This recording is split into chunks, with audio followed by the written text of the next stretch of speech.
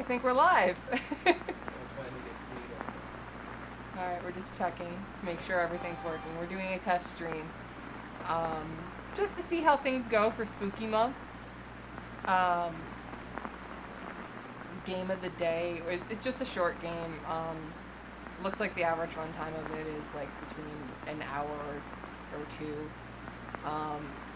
It seems to be more of like hit the button and videos play kind of game. I haven't really messed around with it too much yet. I believe it has like a J-horror theme. But we're gonna see how this goes, just to see how streaming's gonna work.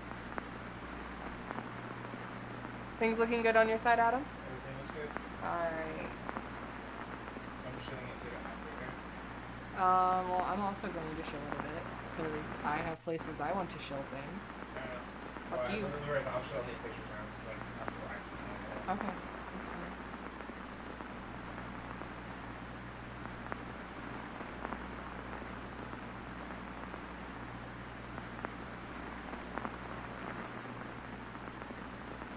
Pardon me for a minute. And carrying out the theme of nobody knows what I look like, I have a mask. I was planning on having a black one, but we get kawaii today.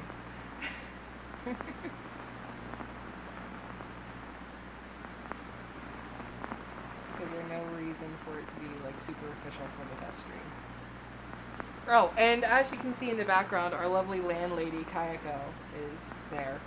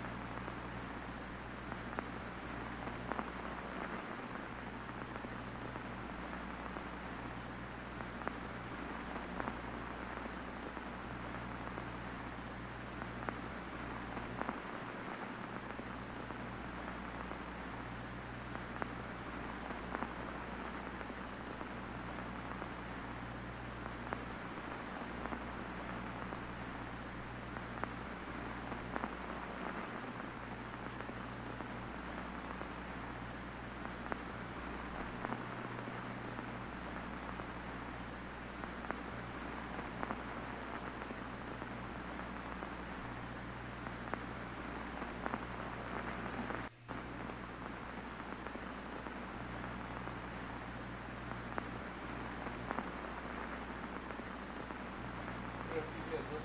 Hmm? We have Oh. 3 videos. Sweet. Hello.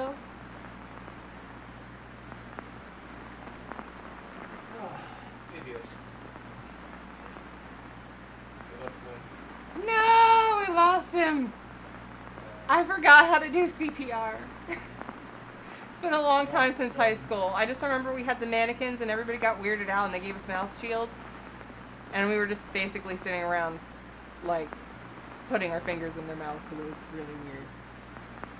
Isn't, like, the face of the CPR mannequin based off of, like, some dead lady that they pulled out of a French river, like, back in the 1700s or something like that? I swear, I think it is. Like, I think that it was something like, it was some girl that drowned and they had no clue who the fuck she was. And some dude was, like, went in the morgue and was like, I don't know who she is, but she looks pretty. I'm gonna make a mask of her face. And they just, like, plastered her dead body up. Made a mask of it. And then, like, that mask became, like, really popular. I have to ask. Huh? I have to ask. Why the ever-loving fuck do you know that? I am full of absolutely useless, morbid information. Clearly. But, like, so this mask became, like, really popular. Like, I forget what the fuck it's called. But, like, it was just, like, a mask of a dead lady that was in everybody's houses. And then the guy that made the CPR thing was like, oh, I saw this mask in my grandparents' house. I'm going to make this into the mask for the CPR dummy. So now, like, this dead girl that died, like, centuries ago, she's now the most kissed face ever. Hot. Yep.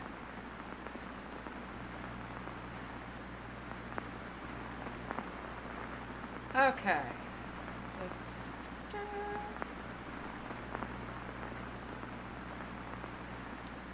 Done my shilling. Okay. And on that little... And you know what? I'm going to look that up real quick. Just so that we're not leaving everybody hanging. Because, like...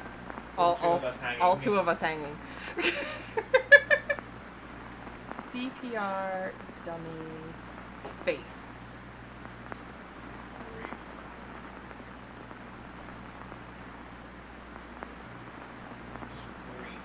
Oh, apparently the official name of the CPR dummy is Resusci Ann. Resusci Ann. You came up with this shit. I don't know. Bloody hell. Oh god, this is a really French word. I can't say it. It's... Makes it in chat so I can say it.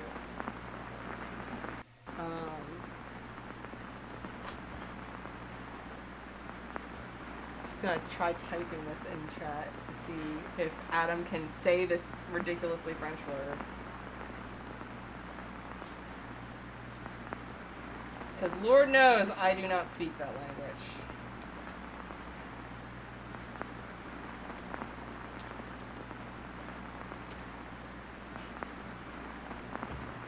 Anyway. To the game!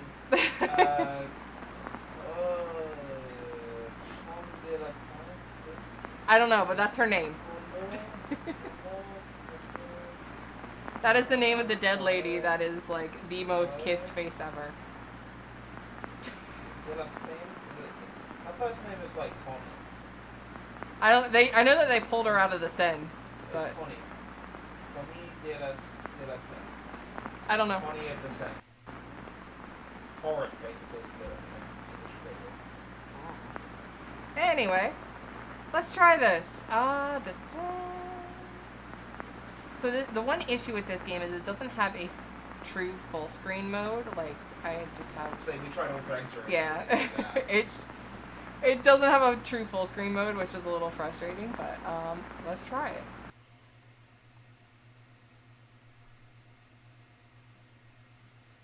Does not autosave. Gotcha.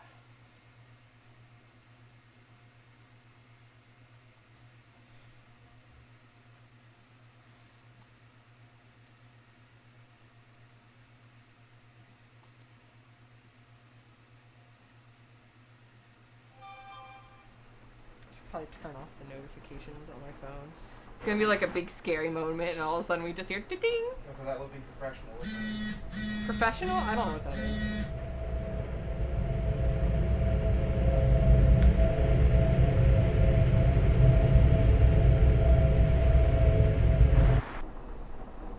By the way, if there's any sound issues, please do let us know.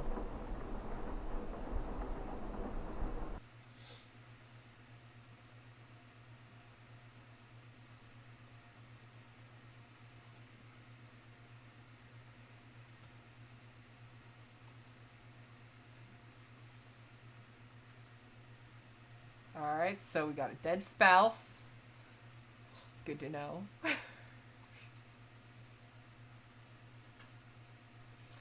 Damn, that sucks.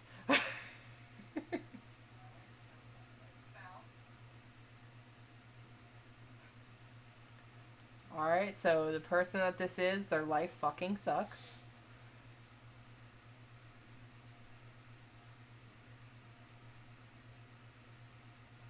Oh, somebody's sleeping.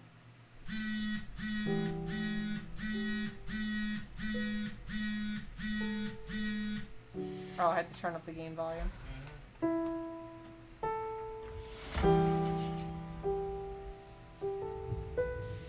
That's good.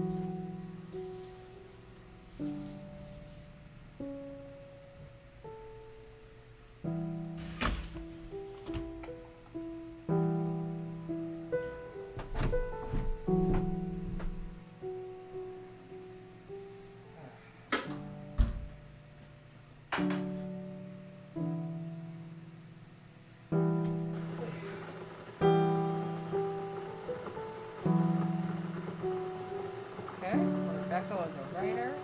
Rebecca was a writer. Was this game made in French Canadian? No, this isn't a French-Canadian game. That was a really shitty first-person game that I tried playing, but it was Oh, so... Into the Woods? Yeah, me play that too. No, Yeah, no, it just was not... It had, I mean, good concept, good, everything was good in theory, but... Made in Unity, that's what you Yeah. And it's first person, and I can't do first person to save my life. Well, made in Unity. Made in Unity should be a bad place.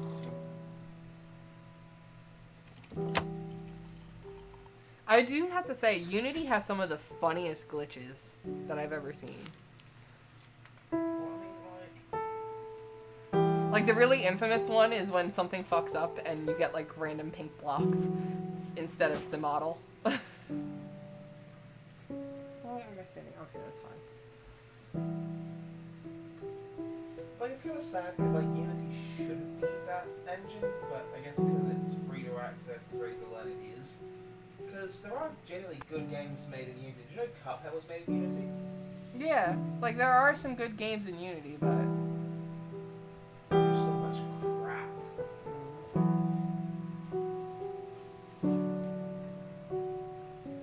This is a little bit weird. Like, it feels very voyeuristic so far. The skylines are amusing me. Yeah. Like, it seems very much like they're trying to, like, pull up that, like, Bring You style of the tape. Yeah, sorry. Might be spooky month as well. Yeah, because, like, I found this, like... It was listed in something under J-horror, but I don't think it is. Inspired by it? I mean, it's Maybe. the Japanese subtitle for the name.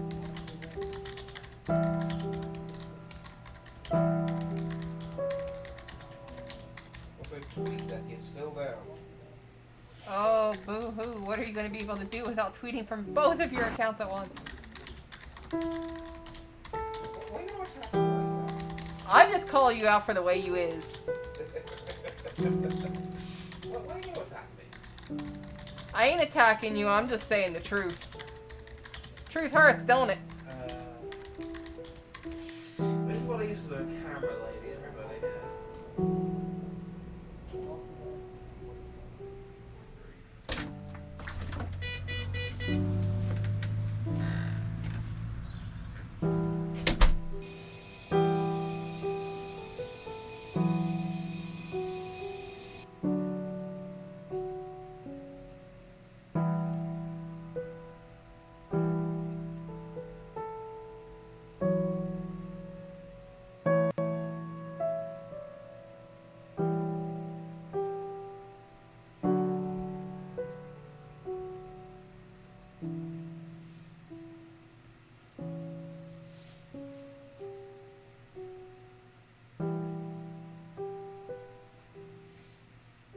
I'm not gonna lie, that couch looks comfy as fuck. Of course you'd think that. Dude, look at it! It is like a miniature version of the big comfy couch. I'm expecting a fucking clown puppet to pop out of that, sit on the floor on a clock rug and start doing the little clock splits. Clock splits. Yeah.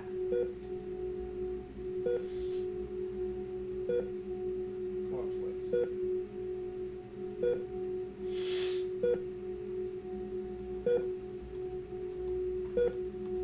I can't do anything right now. Oh, shoot. Rebecca was diagnosed. She wants to travel. Oh, I had to click on she wants to travel. Oh, Jesus.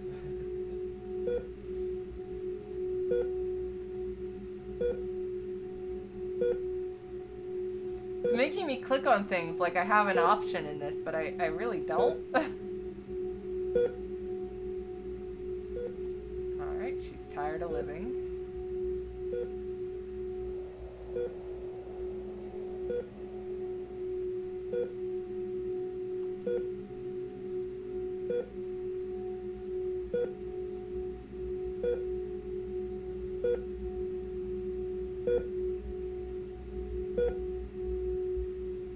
Oh, here we go. Alright, do we want to lie to Rebecca or do we want her to beg for treatment?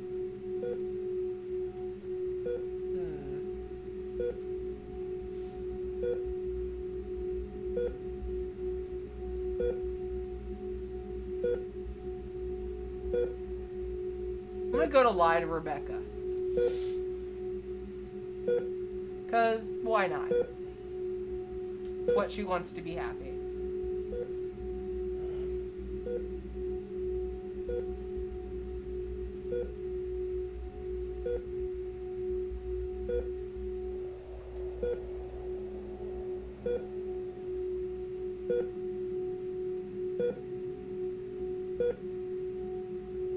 Oh, we'll never see her happy again.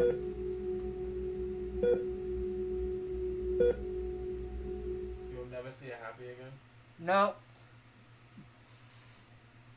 Don't lie, kids. Wow.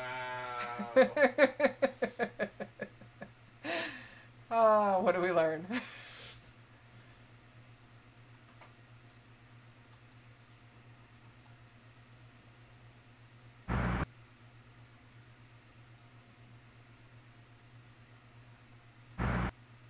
But for me, it was a Tuesday.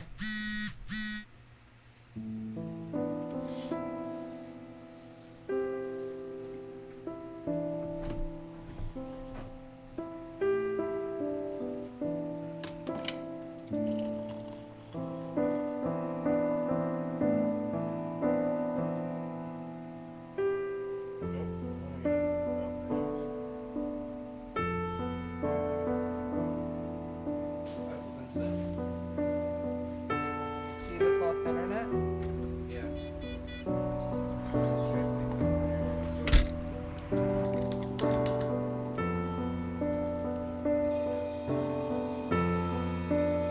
It looks fine as far as I can see.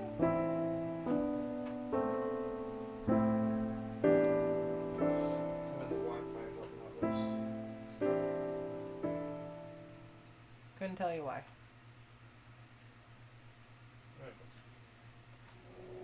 Weird. It's been green the entire time, Adam. Rebecca wants me to read some of her book on account that I never have before. I've always condemned her choice to focus on writing as opposed to pursuing legitimate employment. Her writing has always been a source of major contention between us. She wants to know what I think of it.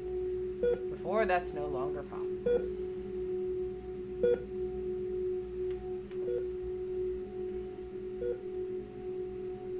Don't know what to say, desperate for me to read it, despite prior altercations. This makes me feel angry and a little bit guilty. Despite everything, she insists that her writing career is important to her. The very pursuit that has jeopardized our home, financial security, and our marriage for years. I don't want to encourage her, but it's her passion. Tell her that you will. If anything that I've learned, it's giving her what she wants ends in tragedy. So let's just keep continuing with that trend. I tell Rebecca that I will read it. It's a collection of short horror stories. I finished them all in just a few days. They're good, really good. Rebecca's university grades were relatively poor, but she was always highly regarded for her fiction writing. She's really talented. I feel guilty.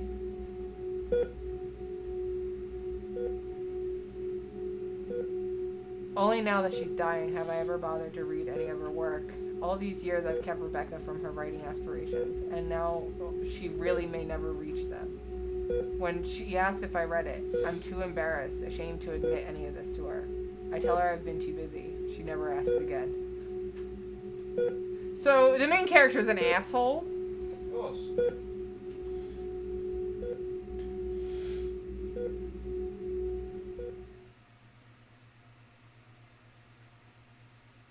I want the main character to be an asshole. Why not? I often think that I would do anything to get Rebecca back. Would I?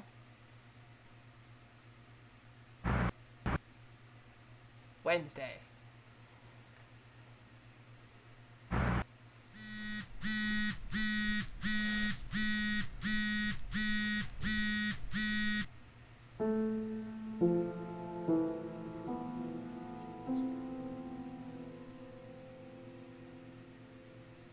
I refuse to get on with my life, and yet I still expect it to change.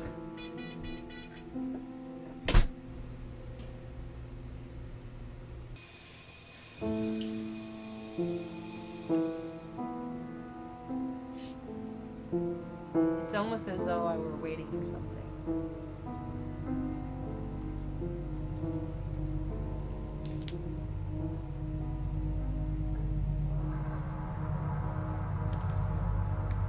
Oh, here we go. You know it's a real J-horror when the tub comes out. The next thing you're going to start seeing is hair. It's been 2 months since the diagnosis. Rebecca is exhausted from chemotherapy, sick of both the side effects and its administration. She doesn't like her doctors or any of her nurses. She hates the hospital and is very outspoken about how much she doesn't want to be there around her real cancer patients. Rebecca doesn't want to feel unable. She's restless and very much in denial. It's Friday night. Rebecca wants to go out with her friends. I tell her I don't think it's a good idea for her to be exerting herself so soon after therapy. I need this, she says. I'm scared that this will be too much for Rebecca, but I can't keep her from living her life. Let her go or insist she stay. Do we continue the trend of giving her whatever the fuck she wants? Yeah, why not? Alright, we're gonna let her go. I tell Rebecca to have fun. I worry all night but refrain from calling. At around midnight, Rebecca comes home early. I pretend to be asleep. She's wheezing. In the morning, I ask Rebecca about her night. She says that it was a little too much for her, but she's glad that she went. Thank you.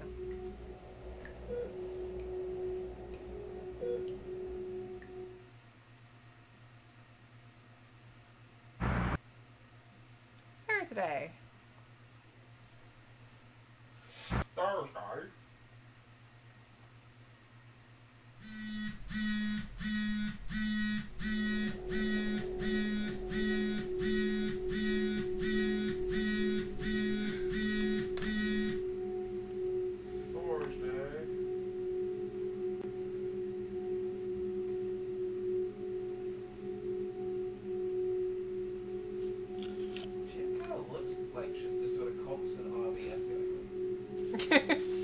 Constant RBF. Like, that's an RBF from hell. I mean, if you have an RBF, it's kind of constant. Unless you're smiling.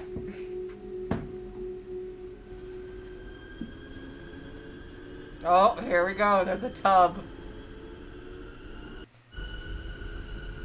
Oh, empty space file.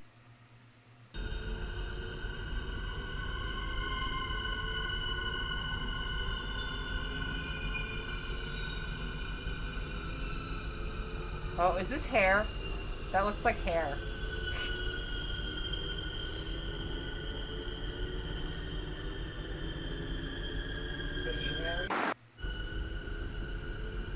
If it's a J-horror, there has to be weird hair in a bathtub. That's kind of the rule. Or in the shower.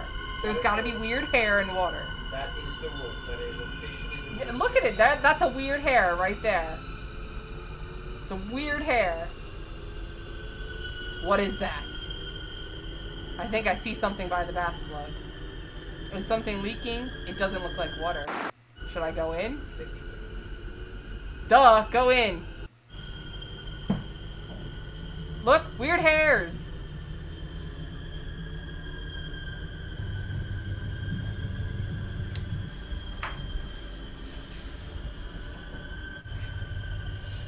Weird Harry's at him. Oh, it's not here anymore. There was a weird hair here, I swear. It's very thick in consistency, almost as though it's oozing out of the plumbing as opposed to dripping or leaking. Ooh, so spooky. It looks black. Or maybe red. Oh,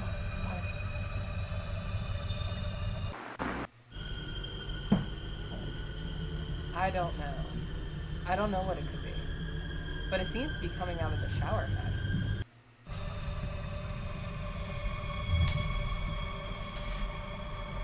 It's gonna drip on your face, bitch.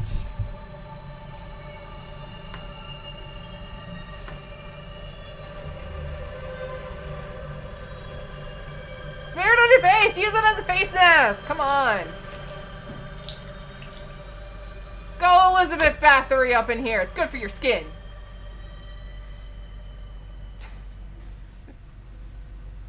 What is wrong with you? Everything! I don't know what was in that bath, but whatever it is, I need to forget about it. I can't be thinking about this right now. Not this week. I have some time before I leave for work. I can collect myself in the living room. I can pretend that everything is alright. No, bitch, call the plumber! Check your fucking septic tank! Owning a home has changed us.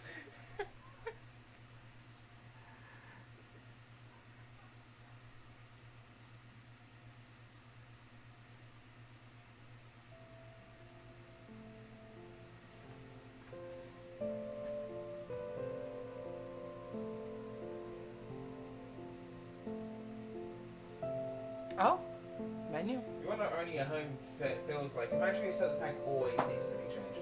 But we don't actually have a septic tank. We don't have a septic tank. What the fuck are you talking about? But no, like, the first thought is, my god, bitch, get it looked at. Get the plumber.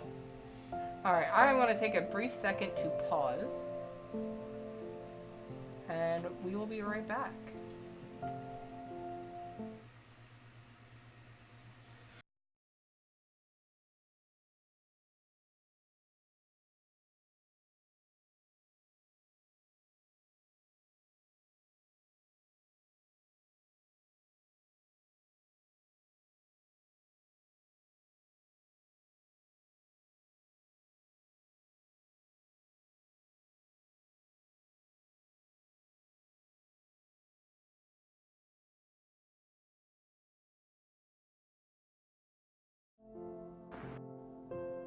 Alright, and we're back. Alright, so let's take a look at the photos first.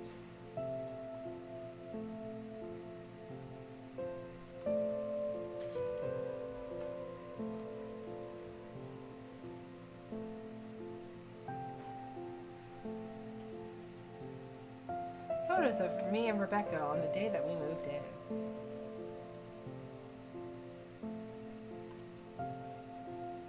We probably shouldn't have moved in a house with such expensive rent. Yeah, these bitches rent. They don't know anything about fucking plumbing. Call the landlord. I don't know what to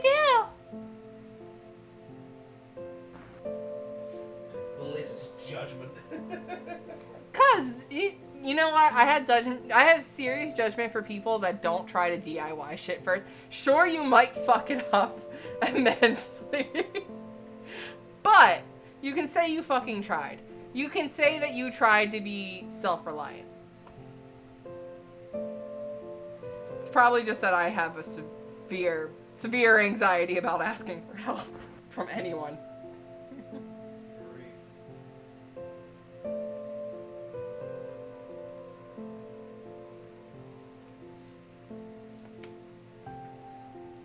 Alright. Though Rebecca was set on living in the city, she also thought that we'd need extra space. I think we would have been good parents.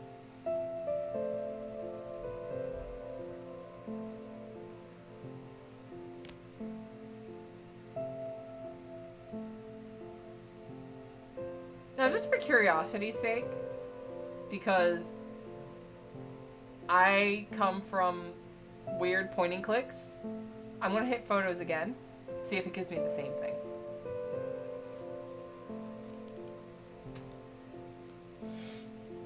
Nada's apparently gonna come in, but she can't watch. Oh, she can't talk, sorry. Oh, that's fine. Hey, watch time, it's watch time.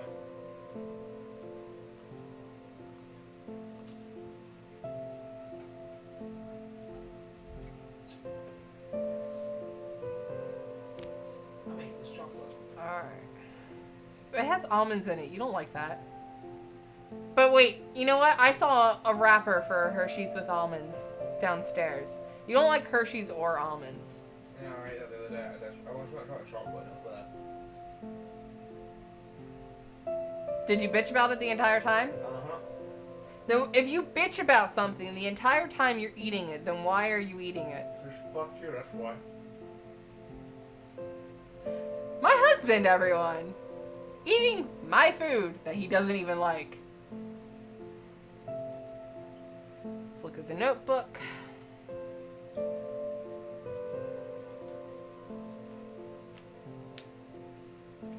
It's one of the notebooks that Rebecca used to write her stories in. Oh! Wall of text! Come with us, page 1. Typical. That's the best way that Jane could have described the night. The moon was out, lighting the room in a dull, familiar glow. The air was still, peaceful. It was the perfect conditions for sleeping. Many would agree with her, except the typical night would have been disturbed in the most atypical way Jane could have ever imagined. Jane squirmed in the corner of her bed. She pressed herself against the headboard on the wall, hugging her knees. Most of all, she was trembling. It wasn't every night that you wake to find an expressionless child standing at the end of your bed, after all. Are they in the Psyche house? I don't know. It's a sleep paralysis demon. Cool. What's its name? Its name is, Jim. Jim. Jim. It shits all over your house when you're least expecting it. Where are you going? Get a drink. Okay. Can you give me a glass of water with ice and a straw? Thank. Okay. The main question on Jane's mind was, why? Why her? Why tonight? Why a child? Jane never thought of herself as particularly special. Surely this only happened to those who warranted it. The weird and wonderful, not someone like her. Normal. That's the best way that Jane could describe herself. Her name was Jane Audrey Phillips, named after her 2 grandmothers, naturally. She had brown, shoulder-length hair. It was practical. Brown eyes like her father. She wasn't particularly tall, neither particularly short. She did well at school. It led to a job that paid her bills. She neither liked her job, nor did she dislike it. She had often thought that she was a very neutral person. She didn't think much of anything. Not that she wasn't happy. She was, in a calm, contented way. She got on with things, much like herself. The day could be described as normal. She awoke 3 minutes before her alarms, as she usually did, ate a reluctant breakfast, and headed to work. Work was average. Papers needed filing, reports needed writing. Minimal conversation with a sticky R key on her laptop. Returning home, leftovers for dinner, calling her mom. It was the routine that she'd had for years. She went to bed on time and fell asleep in a timely manner. Nothing indicated anything odd should happen to her at all. And yet there the child stood, at the end of her bed, in her room.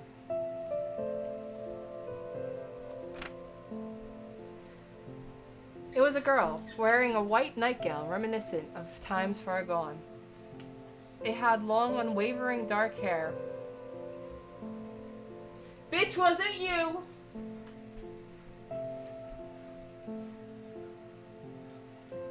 Talking about being in a white nightgown, with long, unwavering dark hair, face was pale and eyes were dark. Bitch! Kayako. Was it you?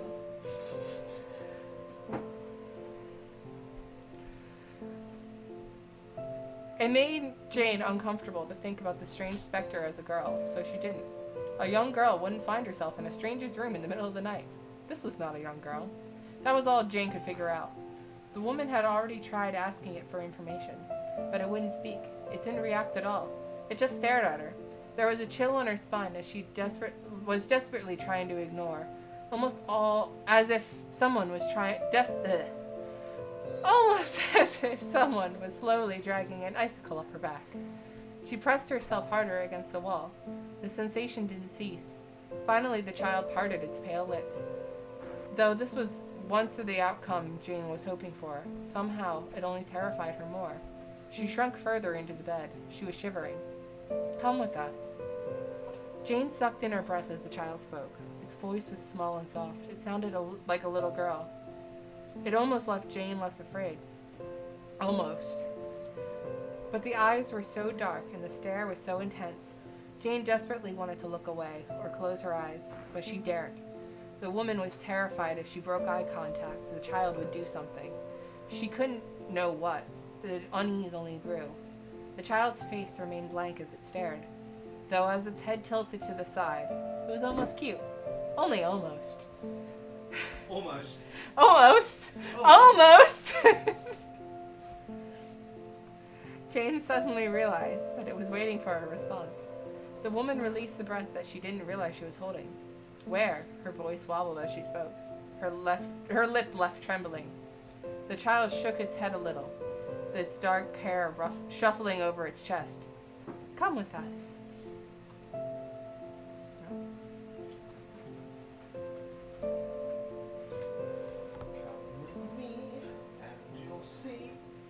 This bitch guilty. Her, she guilty. Villains. It's Rebecca's collection of horror movies. Well, some of them. Let me die. Let me die.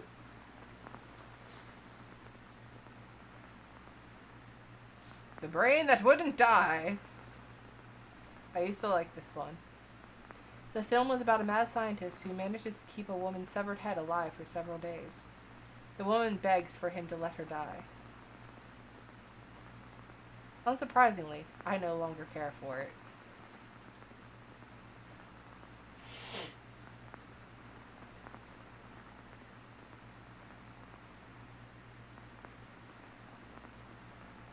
Will it actually show it if I just leave this one?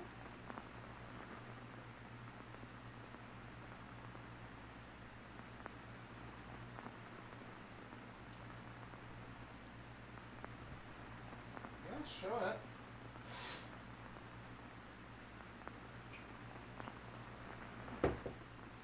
Seriously? What? I was watching you on the ice cream take a drink. You watching this? Fuck you too.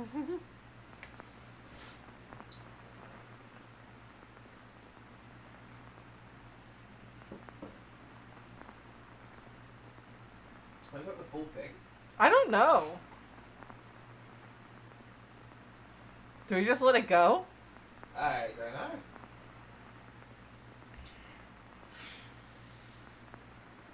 Is it public domain? Let me see.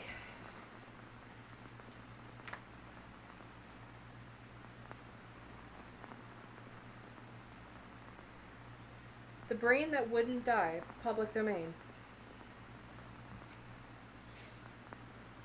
Sounds like on a shortcut would be.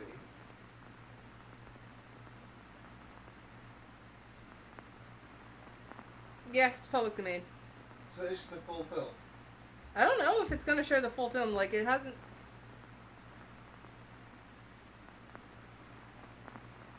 It seems to be going slower than...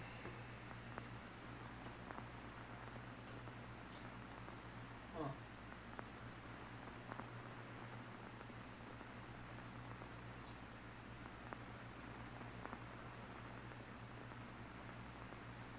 And there's no sound. Maybe that's a clue.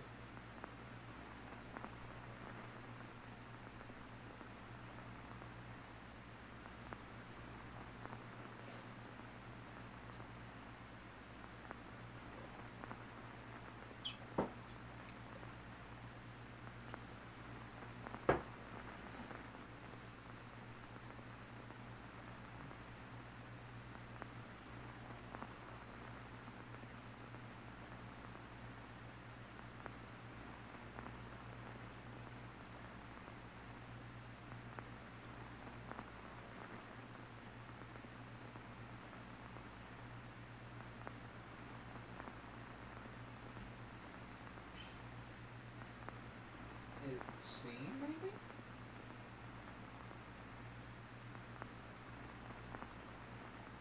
I mean, I can hit next and stop it, but I kind of just want to see how far it's gonna go. I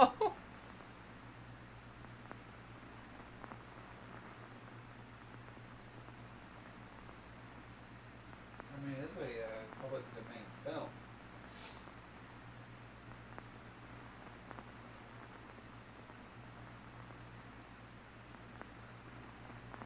Ooh, brains. Ranch. Brains. Da, da, da, da, da, da, da, da. I forget the lyrics of the song. Hey, Voltaire.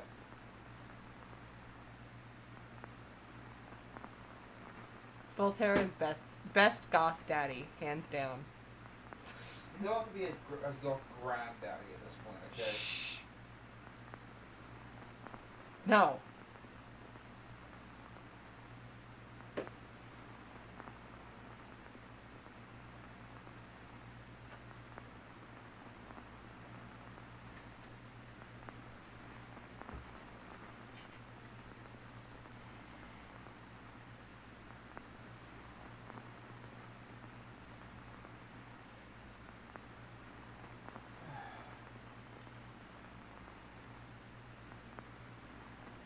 I kind of want to hit next. And then next. Okay. I ain't gonna stop you. I want to know how far it goes, but like, it's boring.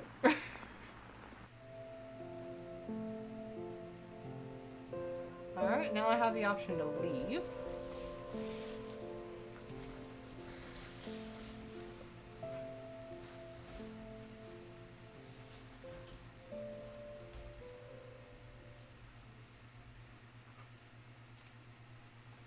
Apparently there's like 6 endings. Oh.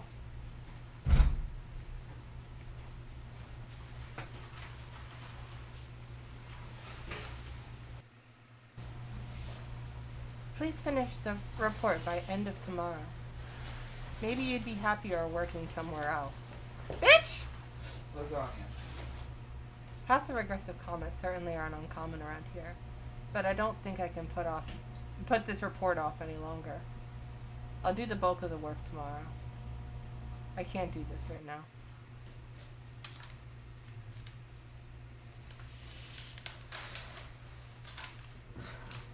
Oh dear. What? Why are you going oh dear Just over there? listening. Oh! Tub! I used to take comfort in working here after Rebecca's death. I could pretend that she was at home waiting for me just like before. A small part of me really believed that she would be.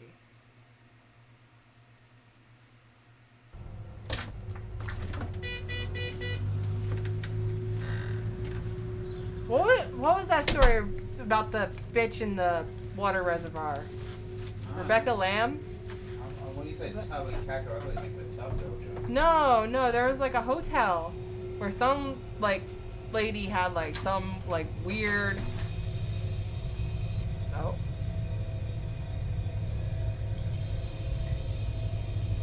This is what happens when you don't call your plumber! Bitch, what you doing? Who developed this game? Whatever was leaking has now completely filled the bath. No, it was like a Lisa Lamb or something like that. She like, there was like really weird video of her like freaking out in an elevator, and then they like found her like ages later, and she was in the water reservoir of the hotel, and like guests were complaining of like stinky, foul-smelling dark water. I'm just saying, Rebecca's in the septic tank. Calling it now, Rebecca's in the septic tank. This is why she didn't call the plumber. It looks like blood. I need to call somebody over to fix this. I don't want to. I don't want to have to deal with any of this. Well, maybe you should have done it before. I can't deal with this. Not today. Not this week. Not anymore.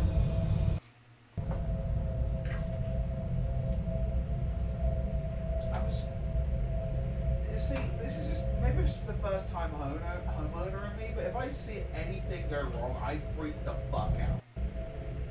Call or do not call! For fuck's sake, call! Cool. Oh my god.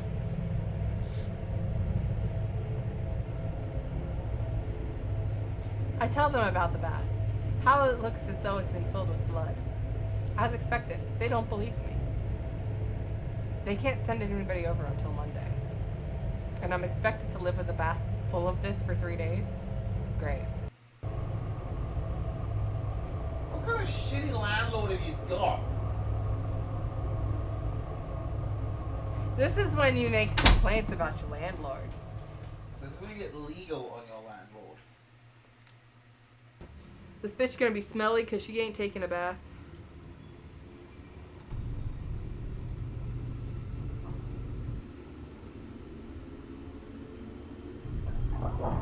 Ah! Here we go. Oh, is there gonna be a titty? Oh, no, wait, there's a, there's an over here.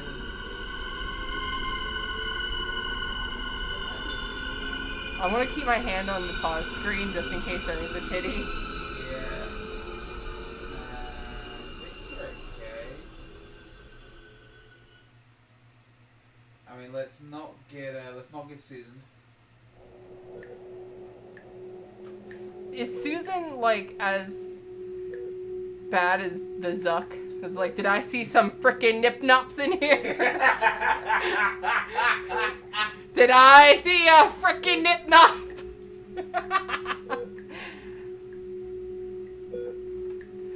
Rebecca always insisted on living in the city. It's expensive. We can only afford a small house. It's overpriced, ugly, and the landlord is a bitch. How to stay out of the chat. Hey, never. So Rebecca, all she does is write. She doesn't bring in enough money, but she's like, I want to live in the big expensive house. I want to have a bunch of kids. Rebecca, no. You need to bring in that money first. Girl. Were we to live anywhere else, this place would be a fraction of the rent that we crossed out. Yes, girl! Pay for it. I can get us somewhere bigger. Maybe then we could afford what Rebecca needs for recovery. I want to move. I don't blame you, bitch.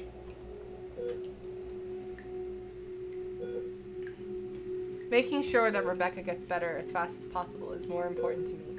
But Rebecca insists that we stay. She says that the city is our home and that she doesn't want to leave our memories behind. It's a terrible place. We could save money. We can save money. We're doing what Rebecca wants for this run, so let Rebecca stay. She's going to get sick and die. I have a feeling that, like, because they tell us to be the end at the very beginning, so I have a feeling that no matter what we do, we're going to get the same ending, roughly. Well, mine there's 6 different endings, so who knows? I mean, either way, Rebecca dies. So I reluctantly let her stay. She insists that she'll recover without the extra equipment. We spend the evening reminiscing about the horrible state of the house was on the day we first moved in. Rebecca did a really good job on it. She's proud. We get an urgent call about the test results that day. Rebecca plays our wedding music in the car as we drive to the hospital. She sings along very loudly. She's trying to be positive. She's trying to make me smile. It's not good news.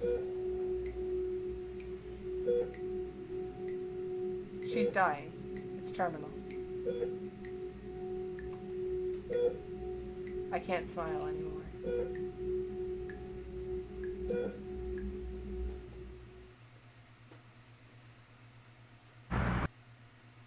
Oh. Got a little flash there of... I don't know, what are we gonna call this one? It's not the Grudge Girl, it's not the Ring Girl. Well, okay, so I jokingly called Kai for the longest time Morph Girl Mandy. Morph Girl Mandy? Morph Girl Mandy. We've got Ring Rachel, John Julie, and Morph Girl Mandy. Ring you Rachel.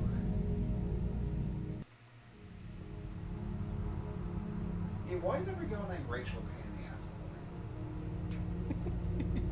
Am I wrong? I think I heard something break into the kitchen. Is somebody in there? It's just sleep paralysis, demon bitch! I don't have any time. I don't have time for any of this. I'm already late for work, and if I don't finish that report today, I could lose my job. Honestly, I'd rather be burgled. Bitch, the fuck is wrong with you? Should I go in? Yes! You dumb cow. Go in! All the reasons to be late for work. Look, at least At if the burglar kills you, you have an excuse for being late for your report. I'm about to say, like, all the reasons to not go to work. I There's was glad nothing here. Which was a pretty good one. I was sure that I heard something break in here, but nothing seems to be out of place. Maybe it was nothing.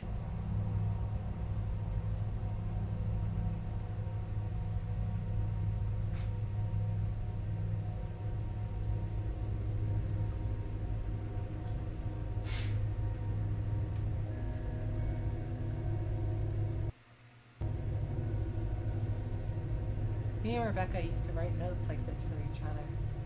She used to leave them so that I would see them before I left for work. Is this some kind of joke?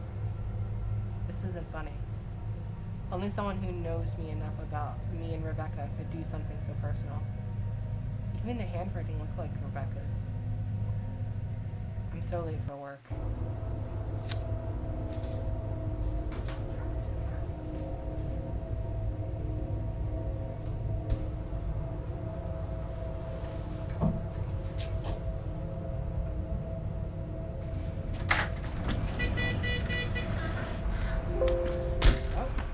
Am I not plugged in? Are you not plugged in? I guess not. What's up? Oh, the webcam still? Oh, that. No. Can you help me, please? Yeah. You didn't turn on the power strip. Because you have an addiction to leaving all power strips turned off. Well, I just thought that power brand new ones. First time Hey, It's plugged in now. Hello? hello? Nothing. Nobody seems to be there. I guess I'll hang up. Yes, that would be the logical thing.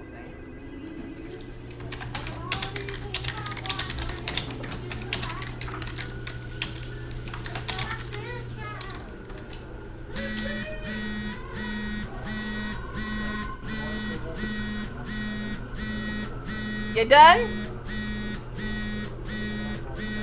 That's my home phone number. Somebody really inside my house. Are they calling me from my own home? Surely this has to be some kind of joke. Shut the fuck it up!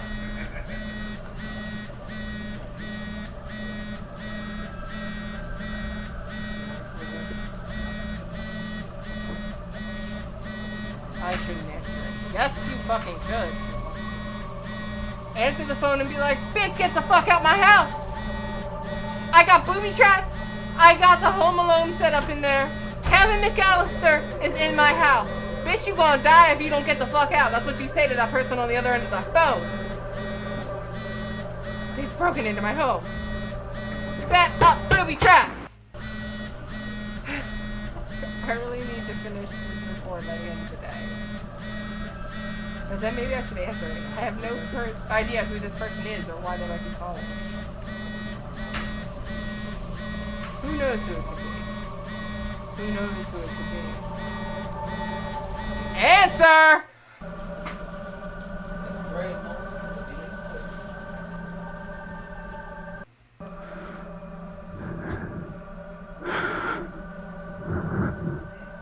a Heavy breathing. Strained, raspy, painful breathing from what sounds like a woman. It's absolutely horrifying. Sounds like the first day. It sounds so painfully familiar, so reminiscent of Rebecca's breathing over the last couple months of her life. Just as the cancer began to spread to her lungs. Who could be doing this? Why are they doing this?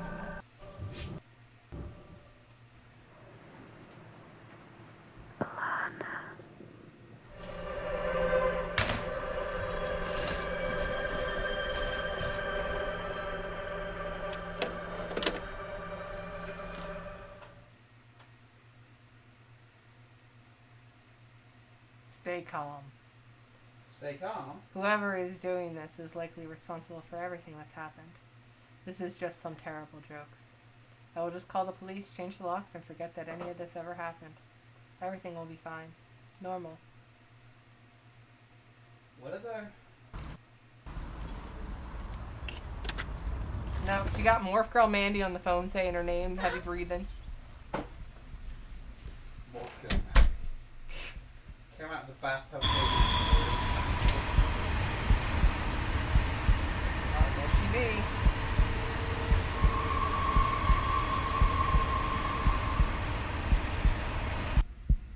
So you go up the stairs. You rude cow. Look, this game was directed by a Brit. It's made by Brits. Make the cunt a cup of tea. I haven't drank tea, and even that's the best way to appease a random angry Brit. Yeah. Yeah. And give him a custard cream. Give him 3 custard creams. 3 custard creams. Oh, I wasn't aware that there was a mandatory minimum. Yes. The figure standing in the kitchen. Despite everything, it felt like Rebecca. It isn't Rebecca. Maybe if I hide here long enough, he'll leave of its own accord. I'll stay here until it does.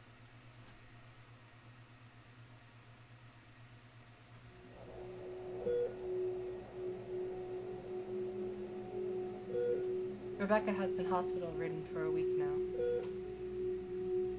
She's on life support.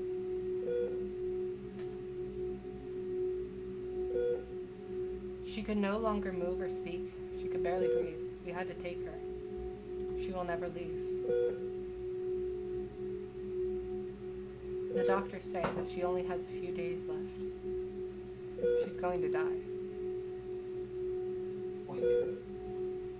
Rebecca is in horrific pain. She frequently gestures to her life support. I know what she wants.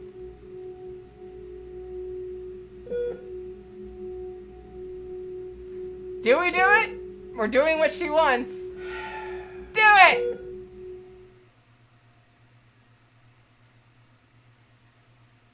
I pull Rebecca's life support.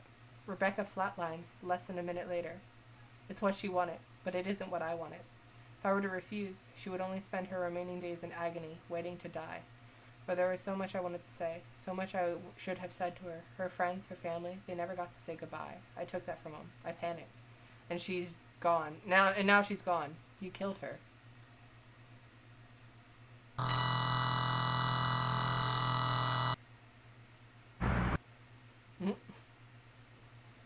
Okay. Alright. Well. Adam, what are you playing? Oh, sorry.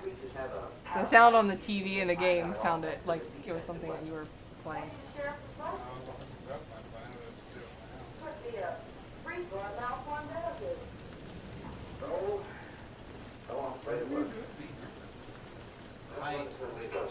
Innocence, my lady. Wish I knew. You know, I was looking at Glenn was telling the truth at Walker's store. He did see something that night. Something that had intelligence enough to seek him out and destroy him later. Sawyer claims to have killed the thing himself, put a half a dozen rifle bullets into it. I've seen that old 4440. Alright, look at the bills. Overdue rent. Rebecca was always too focused on her writing to consider employment, but we managed. Until I was demoted. I've seen that old 4440.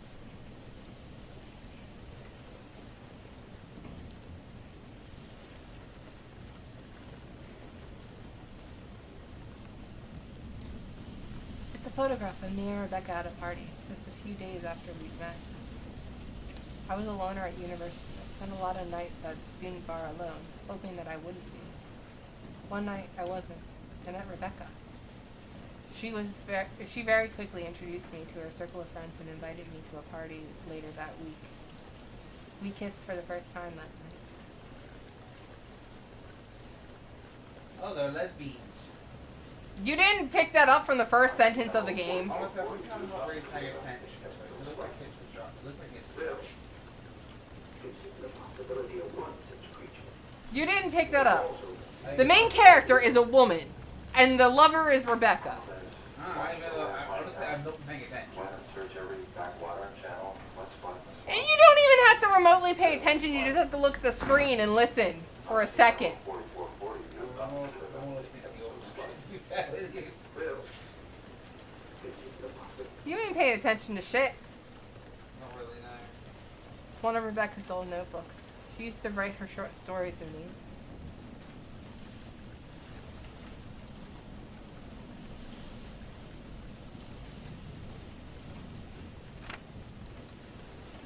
Oh, here we go. Afraid. It was the only emotion Jane could put into words. The child never left. She stayed by Jane's side until the terrified woman left for work. Acting normal seemed quite the task for her. Jane returned home wishing that the child would be gone. Alas, she was sat quiet as ever at the kitchen table, turning her head to Jane as she entered the room. Jane spent the day trying to ask the child questions about her name, where she came from, who she was. The woman was met with silence each time. She gave up and continued as normal. If she ignored her, she might go away. But wherever Jane went, the child followed. Wherever Jane sat, the child sat against her. Ignorance wasn't an option. When nighttime fell, the child followed her closely throughout her routine. Silent and expressionless, as Jane hesitantly climbed into bed. The child stood where she had done the other night before and pointed, knitting her brow once again. Carefully, Jane offered the other side of the bed to her. The child did as she wanted and laid next to the trembling woman. Jane pressed her back against the wall as the child stared at her from the pillow beside her own. They stared at each other for a while before the child sighed a soft little sigh again and closed her eyes. Jane didn't dare move her gaze for what felt like hours. Though the child didn't move, her eyes remained closed and she was softly breathing. Jane knew the child didn't eat, nor did it use the bathroom. There was very little reason to believe the child needed to sleep. Paranoid, the woman remained obstinately awake. Jane opened her eyes quickly, breathing rapidly as she realized that she had fallen asleep. The child's eyes were open, though her position had not moved. It scared Jane to wake to those dark eyes staring at her once again. The room was still dark. Jane desperately tried to regulate her breathing. As her eyes swept to the room, she let out a small shriek. Jane scrambled to sit up in her bed, pressing her back hard against the wall. There was a second child stood at the foot of her bed, staring at her with the exact same dark eyes. This child appeared to be a boy. The hair was shorter, but it was just as dark and flat. It particularly obscured his eyes. The child was also wearing a nightgown. They appeared to be a matching set, though they didn't acknowledge each other. Only her. Jane very briefly tore her eyes away from the second child to look at the first. She was sitting now too, but her gaze was fixed on Jane. "Come with us," they spoke in unison. The woman sucked in a breath and fought the urge to cry. She shook her head a little in response. Jane then felt the first child sit closer, her hair brushing against her arm.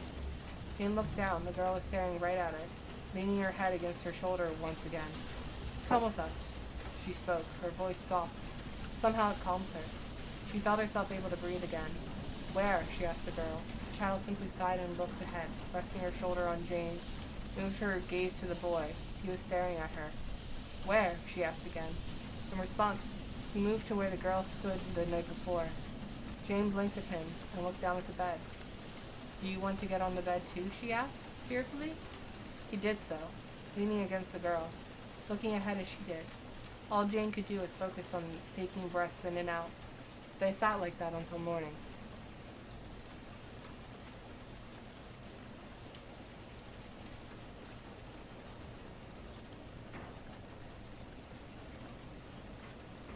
Okay. You can hear some clanging in the background. Ooh, okay. Yeah. I've seen that old 4440 used up to live after being kept in those slugs. Attack of the Giant Leeches. This is one of Rebecca's old movies. She used to make fun of me for liking it. She said it was a really bad film. Oh yes, it's disconnecting.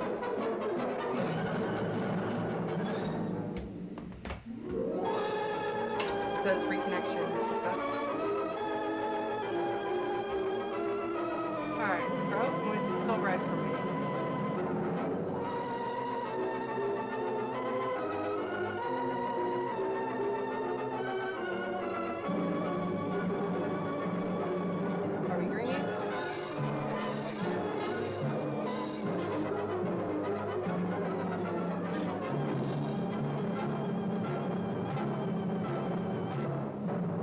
dropping. Is it YouTube then? I don't know, it's green again.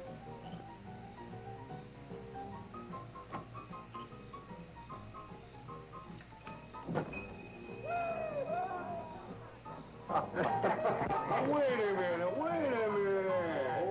Hold on. Just hold it a second, Lamb.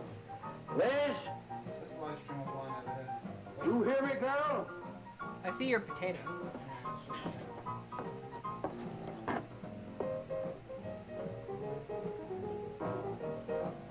What do you want now?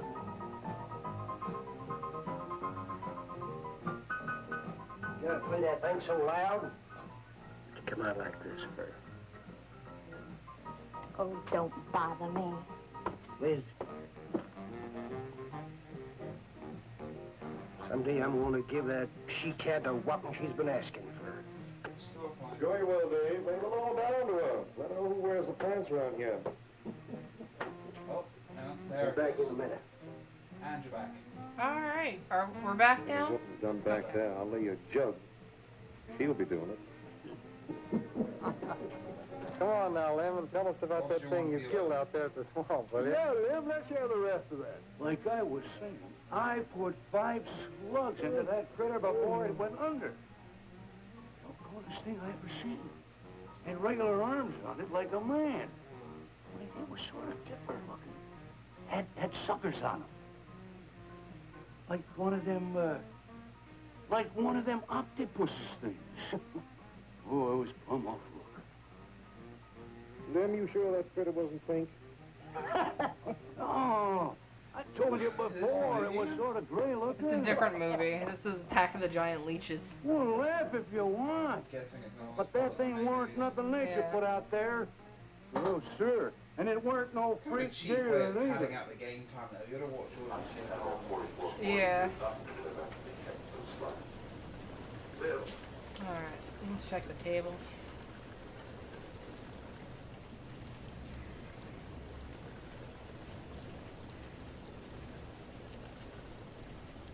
Check the diary.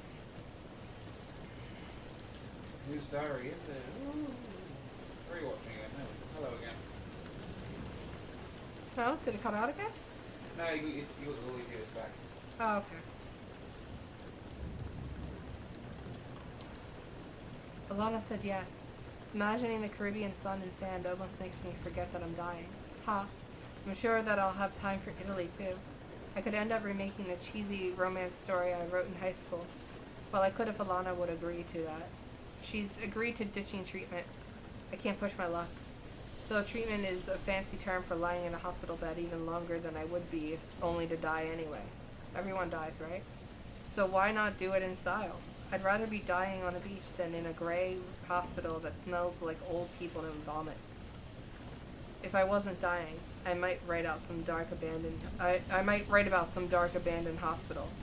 Well, I could, except now I'll be laying on the beach or eating fancy in Rome. Fuck it. I'll die in a hospital bed.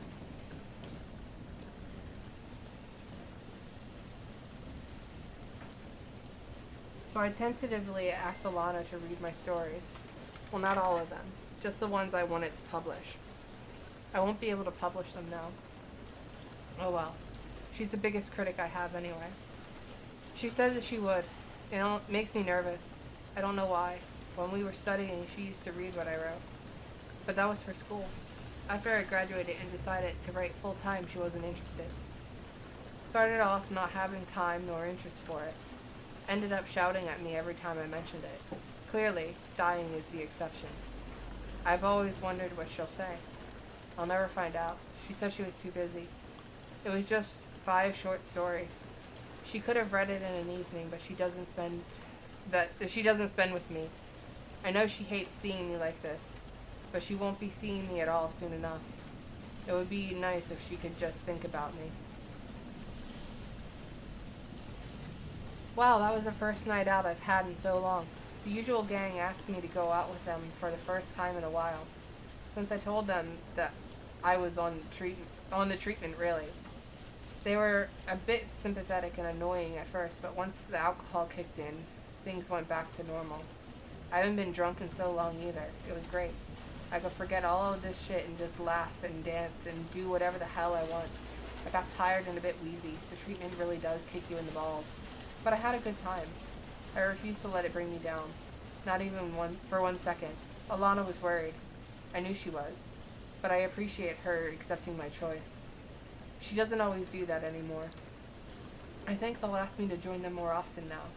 They were so scared of it before. I think they were terrified that they would break me.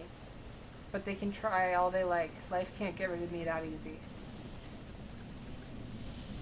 Alana wants to move. Of course she does. She's been itching to get out of this place since we moved in. I had to reassure her yet again. This place is just a stepping stone. We'll be out of here when we can afford something better in our city. She wanted to live somewhere in the country because it was cheaper, and we could get something better for our money. But life is a struggle. We should embrace the challenge. I told her that too. She doesn't like to hear it, but she listened. We love this city. It was always a part of our goals to live here way back when we were at university together.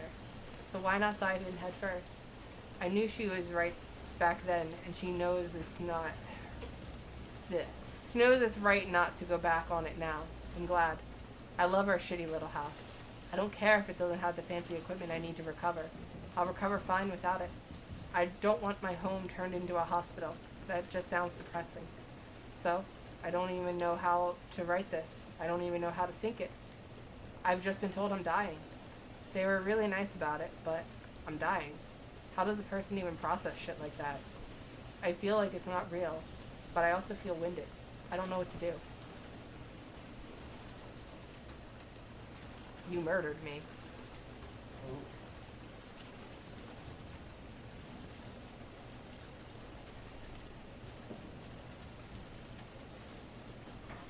Bitch, it was what you wanted. Look at the rose. She's gonna stab herself on a thorn. You reckon? Preserved rose. Rebecca gave this to me on the last Valentine's Day we ever spent together. She said it would last forever so that she could make up for all the Valentine's Days she was going to miss. It is wilting.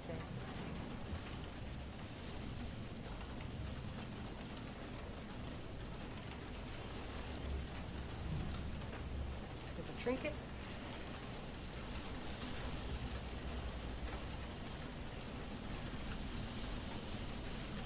It's the crystal graduation bear I gave to Rebecca when she graduated.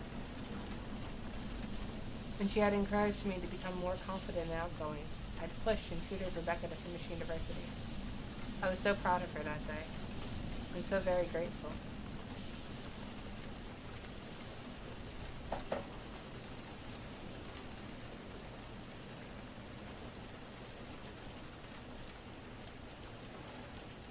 Look at the ring. The engagement ring that I used to propose a few weeks after we moved in together. It was a very cheap ring. We didn't have a lot of money at the time. I was so worried that she wouldn't like it. I don't think she did, but she would have never admitted it to me.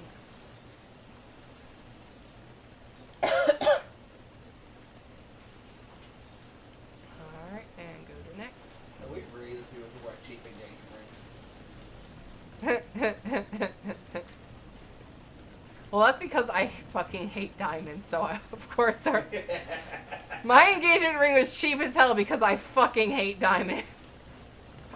They're boring, they're overpriced, their price is only controlled by the fact that where they're mined, the family that owns it only lets out so many at a time to artificially increase their rarity.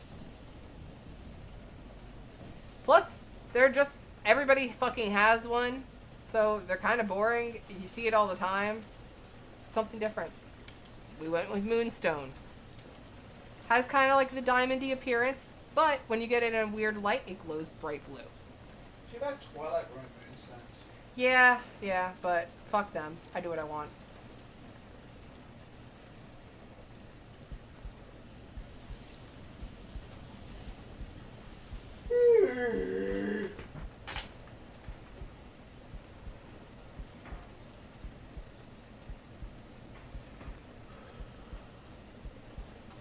Why do you have two light switches? I don't know. Have you seen our fucking house? We have so many light switches that do jack shit. Okay, yeah, but Maybe they have a shitty house like ours. okay.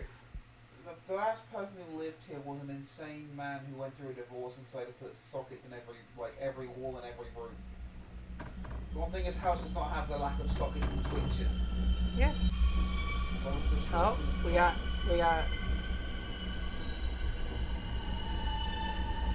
Going to the basement. It's waiting for me. What does it want? Be like, It hey, hasn't done anything to me yet.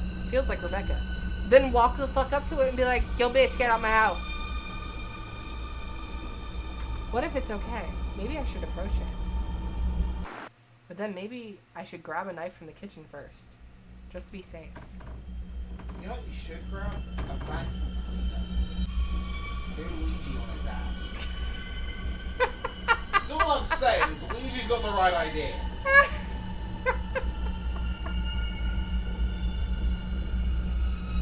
I'm gonna say knife, because it's what I would do.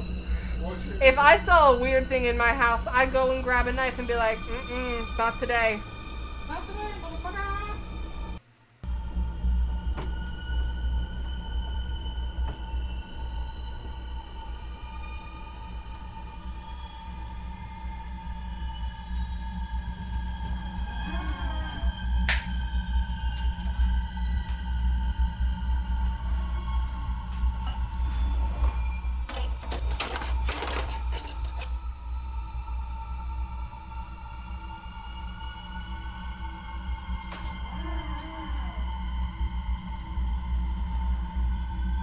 Bitch, what are you doing?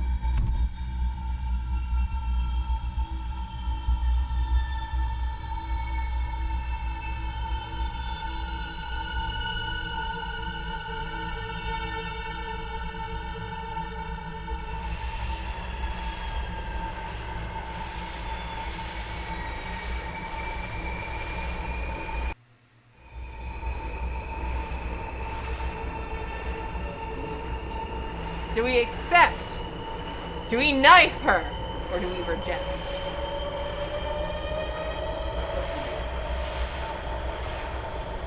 YOLO! What did you click?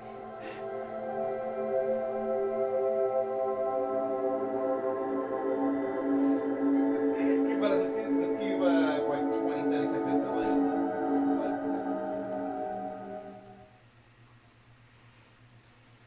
Grief. It wasn't Rebecca. Ooh. But aside from it, some inconsistencies in both memory and personality. His actions were almost identical to hers. And that was real enough for me.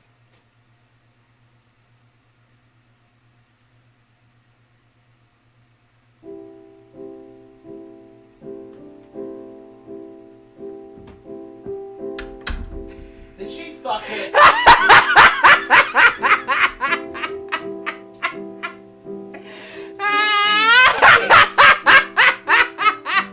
Woman, did you fuck the ghost?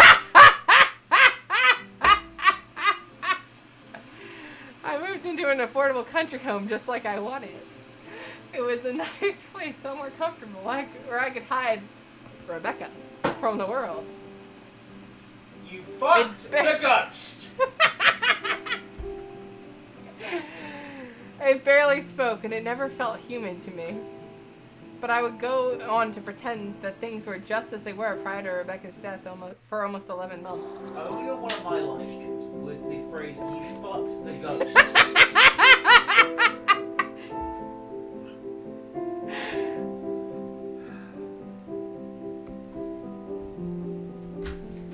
What happened to the bathtub filled with blood, by the way? I don't know, they moved out! My life really didn't change after Rebecca came back. I got another office job. At first it was refreshing to be around coworkers that didn't resent me, but my life was too secretive to ever make friends. It may have been the same old routine, but now I wasn't in it alone.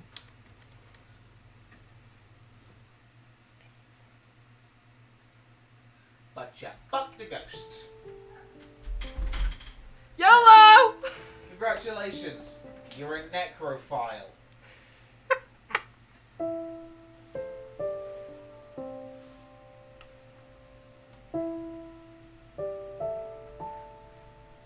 It does dishes. Just more than you do.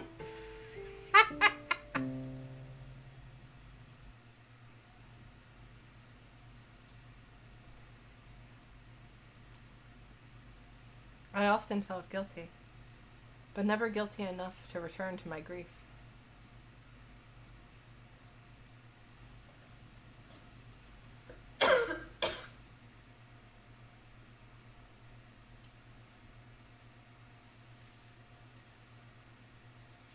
Oh, she died. She has consumption! It's the plague! Tuberculosis! Oh. Abnormal. Perhaps this was. Jane realized that people could probably see her. They were in the open field that was at the back of her house. They walked in a line. The children in front, herself following, holding out her raw hands. They led her through the field. She didn't know how long they had been walking for. Whenever she faltered or hesitated without looking, they knew. Come with us, they would encourage her, so she continued.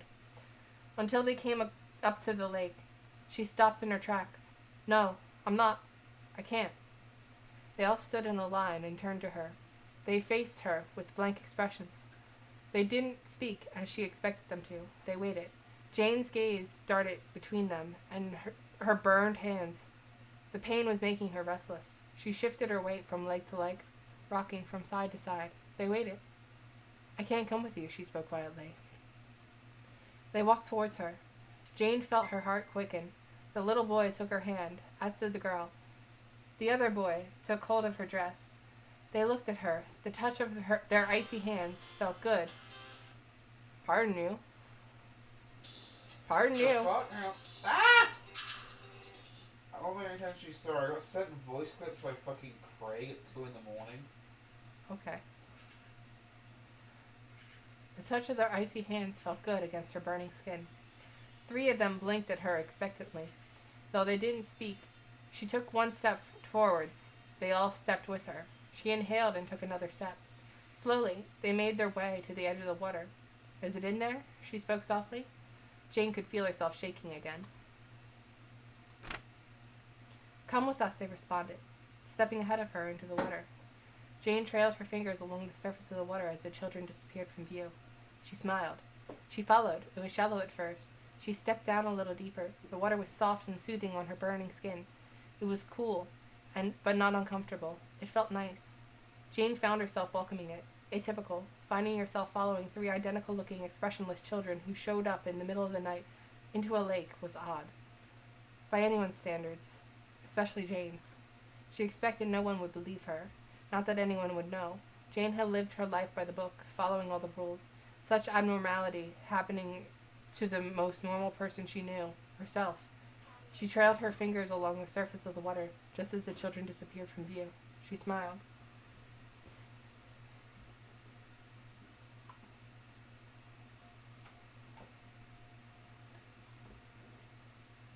I died 11 months later. Whatever it was, our relationship was symbiotic, imitating loved ones to feed off of the willing host to survive. As it turns out, there's only so long a person can last in such a relationship. I don't know if it was worth it, but it was easy. But you fucked a ghost. Yup. YOLO. Get you.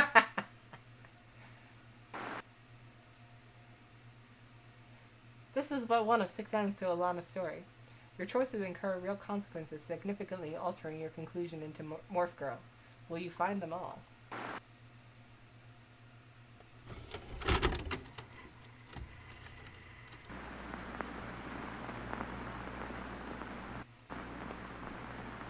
Alright, let's try it one more time. We can skip through a little bit faster this time.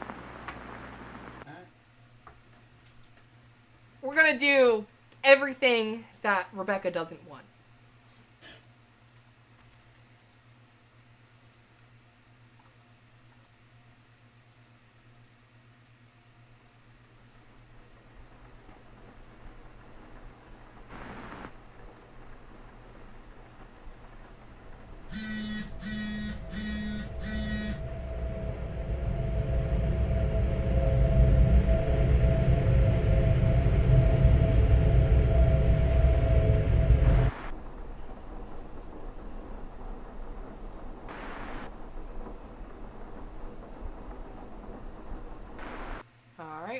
Monday again.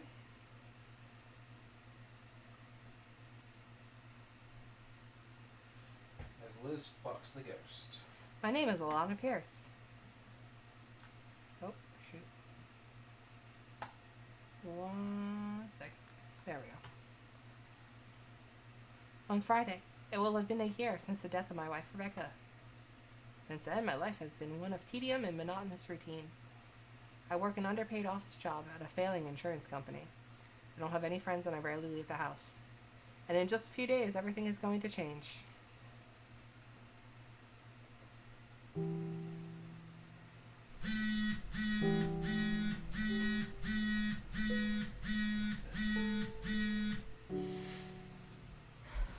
Tweet deck is still broken, by the way. I'm sorry. That sounds like a first world problem. Says the one playing a video game about lesbians. Hey! There was a ghost that was fucked. Lesbian ghosts. That sounds like a pretty good name for a punk band, actually. Would you guys see lesbian ghosts? Oh.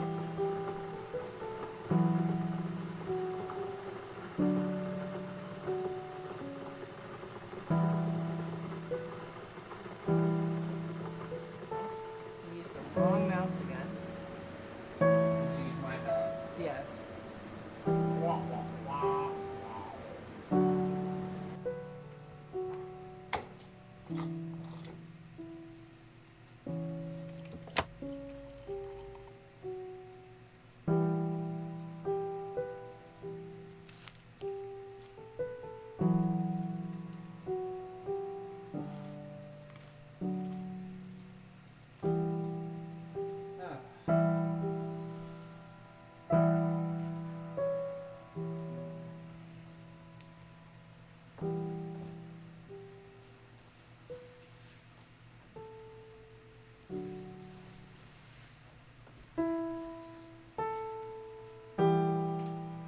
Why is my Discord exploding right now?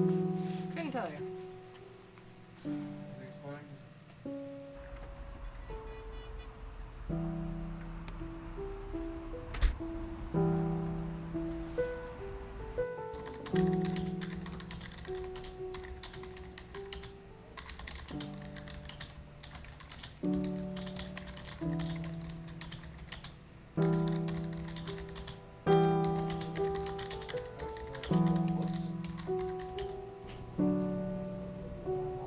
Huh?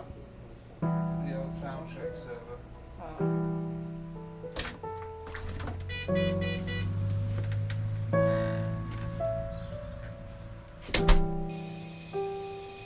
I would just mute it.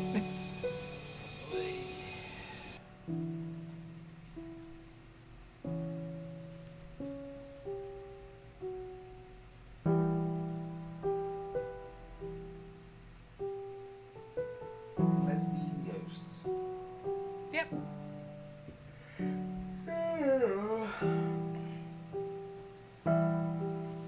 I still say that couch is comfy as fuck looking.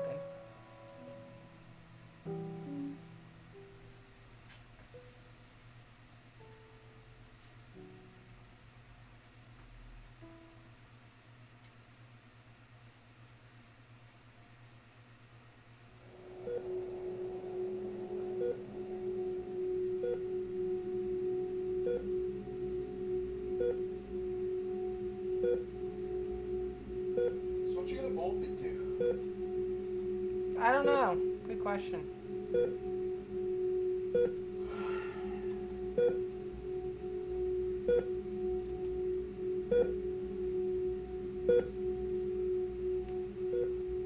Leave her plugged in.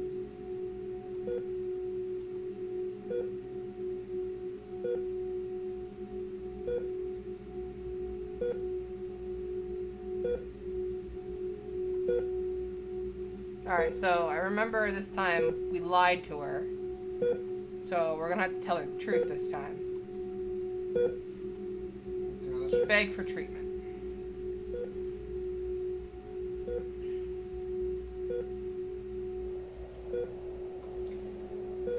I beg Rebecca to stop talking as though she's going to die. What starts as a heartfelt plea rapidly turns into me screaming and shouting at her. I tell her that we can't afford to travel, that she can hardly walk, that she's stupid for thinking that we could do anything other than try to get her better. Rebecca quietly agrees to further treatment. It doesn't work. Rebecca only continues to worsen, and we are soon out of options. Rebecca can no longer walk or breathe by herself. She often cries, frequently wishing that we could be on a beach somewhere in the Caribbean. I feel guilty. Yeah, it's pretty much like the same thing happens no matter what you do there.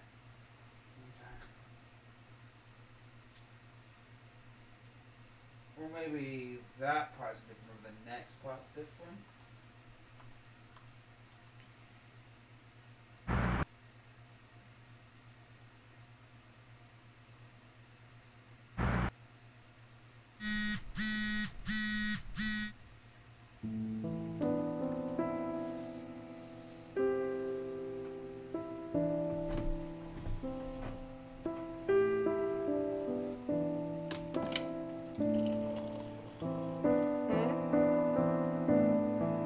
Stretching my leg.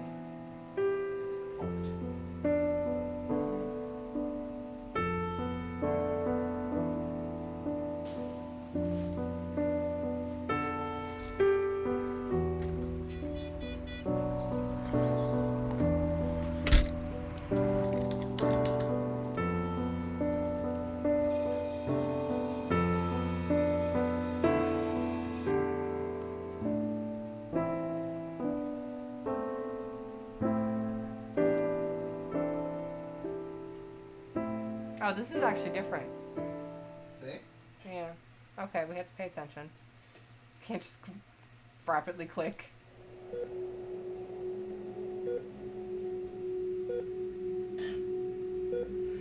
Rebecca wants me to read some of her book on account that I never have before. She's always condemned my choice to focus on writing it. Okay, so this is the same.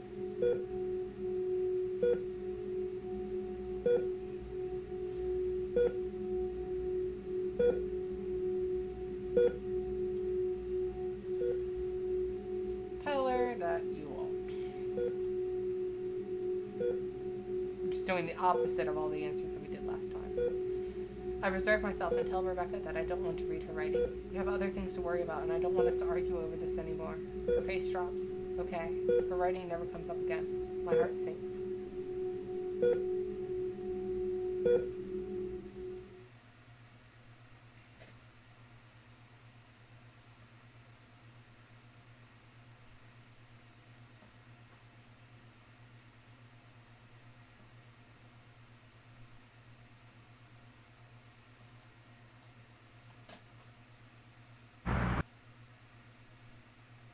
Oh, we saw the ghosty.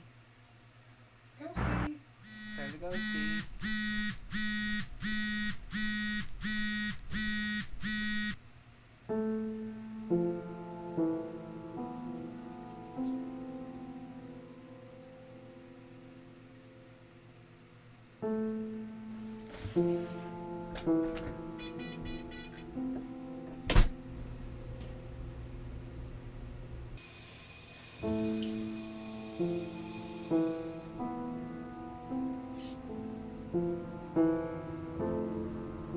It's almost as though I were waiting for something. Well, that's been years to get about. Give me like, hey. Hey girl, hey. Oh, here we go. It begins!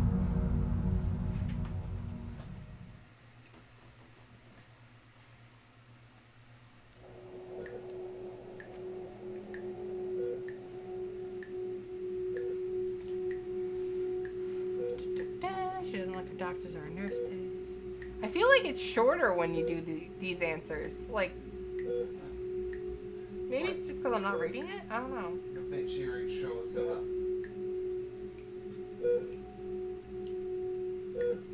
Because, like, I was looking at, like, the books and stuff like that before, right? Yeah. Where else are you watching movies? Alright, as so well? insist she say. I haven't even had the option to watch a movie yet. Really?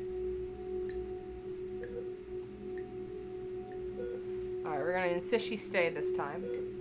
I insist that Rebecca stay in here for her health. She does. I can tell that she's disappointed.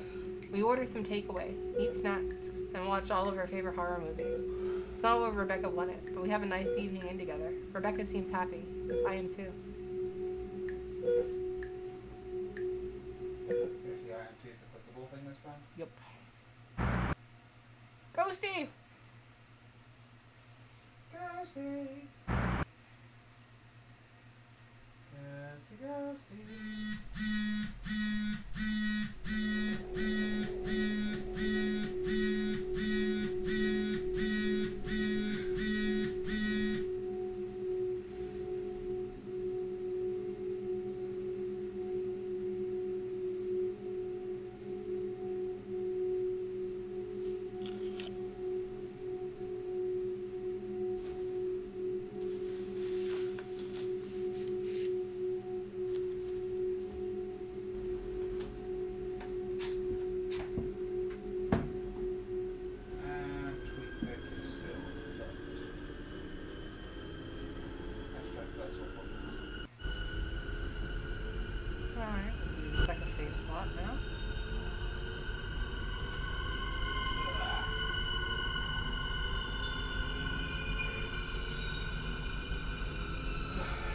So I'm looking at the achievements for this game.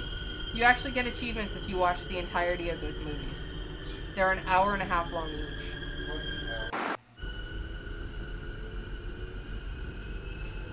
One's an hour and a half long and one is an hour and 2 minutes. Why? Should we do the opposite things for these too? I guess so, yeah. Leave.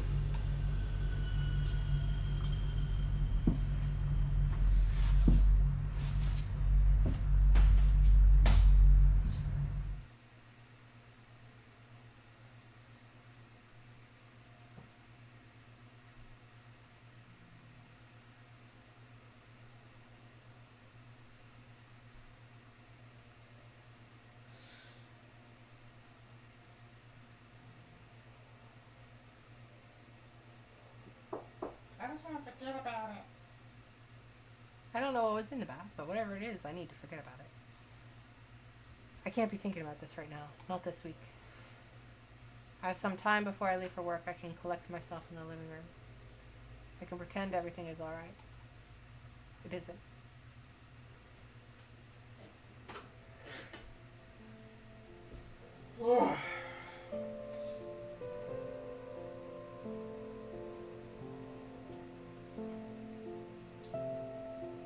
Okay, so we have this.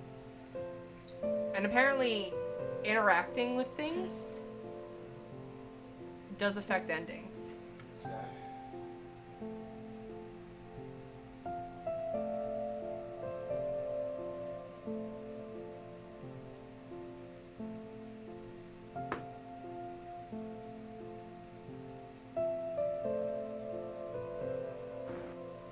I want to...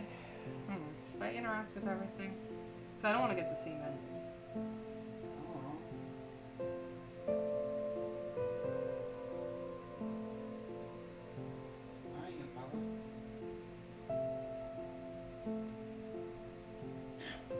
Well, it looks like there's only one ending that I can see that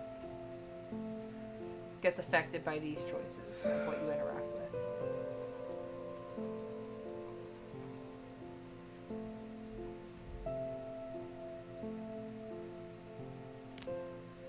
Like, apparently there is a bad ending, but I've already done things against the bad ending, so can't get that.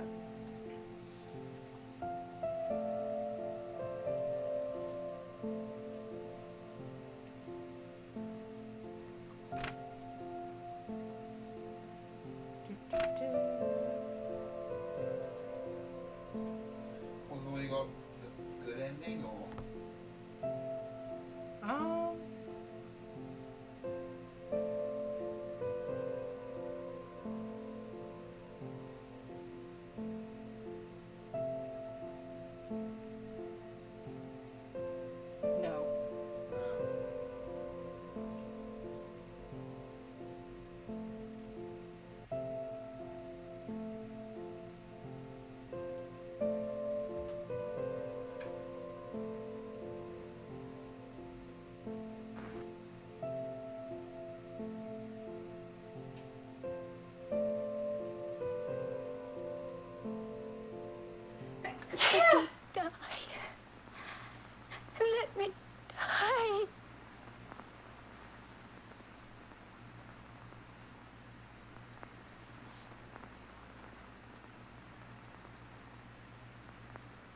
And I am most definitely not going to sit through the entirety of the movie.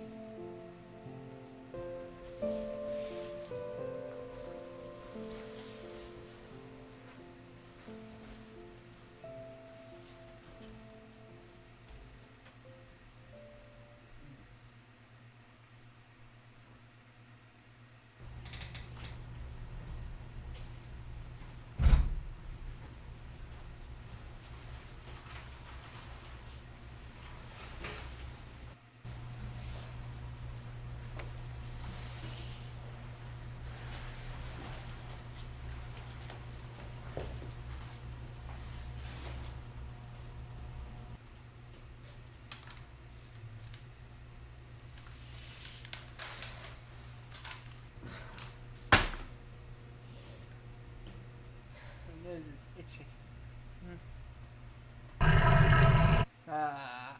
Tub.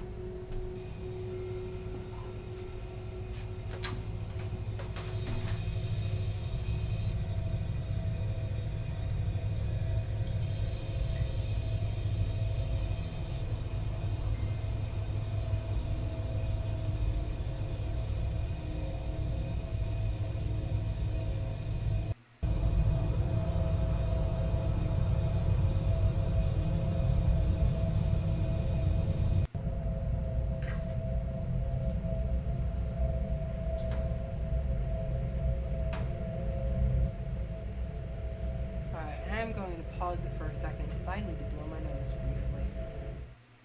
Just briefly.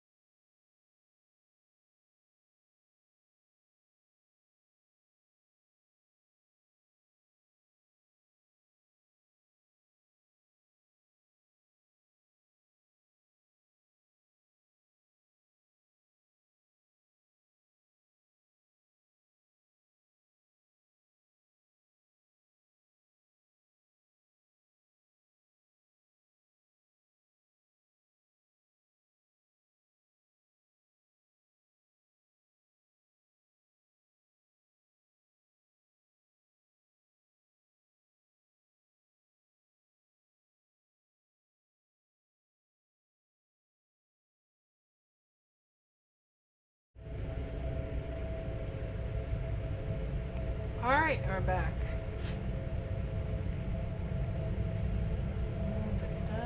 We are on the second one.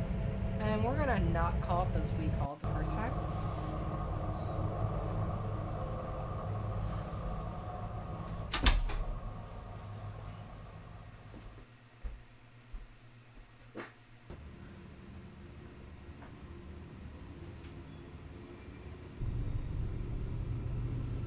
So honestly, I don't know what ending we're gonna get. Just that's part of the fun. Yeah.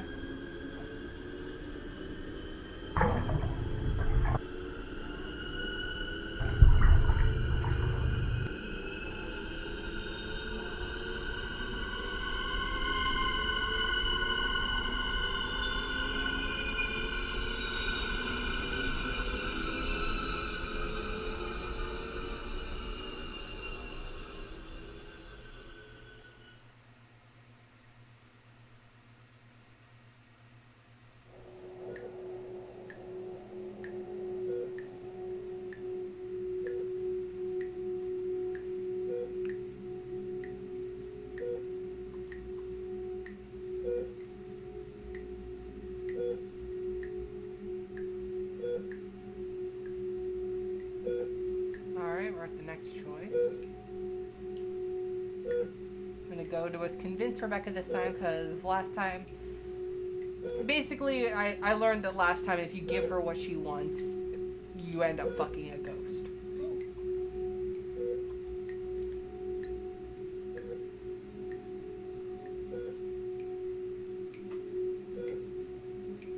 I tell Rebecca that it isn't her decision to make. I'm the one working to pay for her rent. She chose this house. It's my turn. Rebecca reluctantly agrees. She doesn't speak to me for hours. Until we get an urgent call about a test result. We drive to the hospital in silence. It's not good news. It's terminal. Rebecca is dying.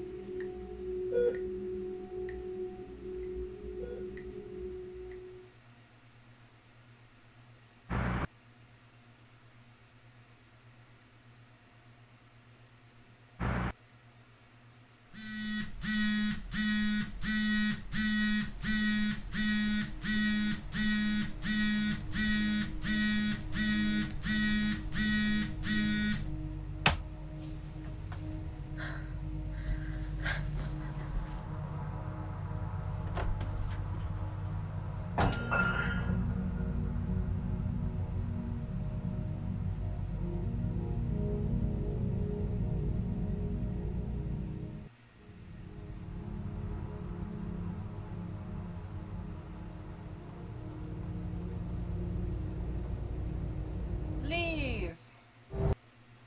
We doing the opposite for everything.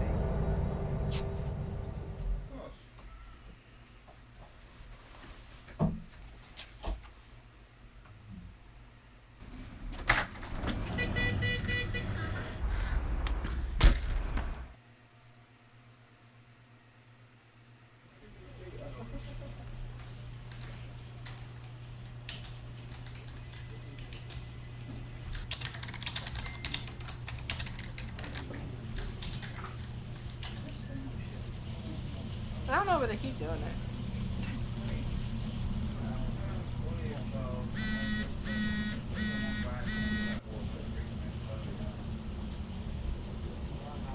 Like your cousin Craig? Craig from the wall? Has he talked to you in a while?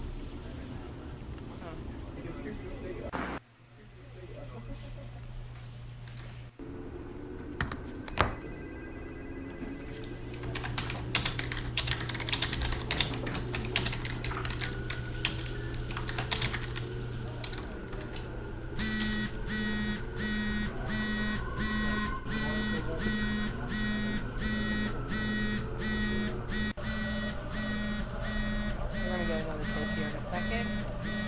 We're gonna ignore the call this time if I remember right.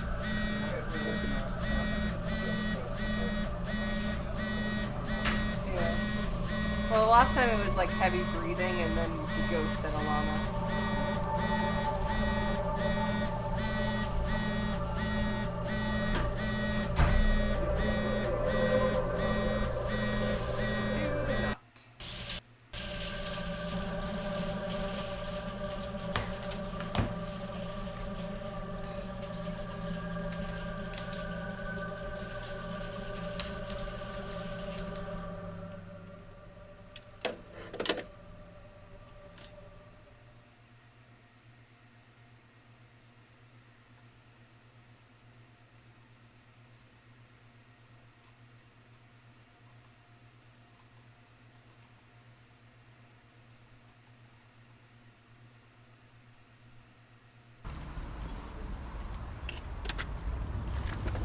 The only thing I'm not sure what I'm going to do is when I get to that 3-choice answer where it's like accept, reject, or knife. I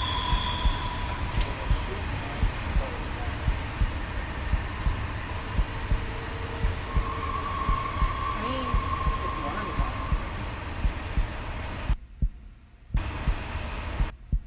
And I guess that one. Well, are you gonna well, I guess to get to that 3-check one, you have to. take the knife, don't you? Or Yeah. just go there? So I guess since we're just doing opposite, we probably won't even get that as an option.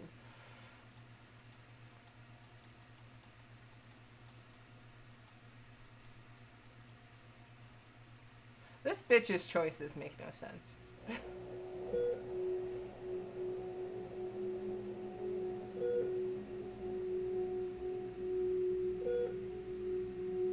No, this is why this is the opposite one. I guess I'm gonna have to do go in and reject, I think.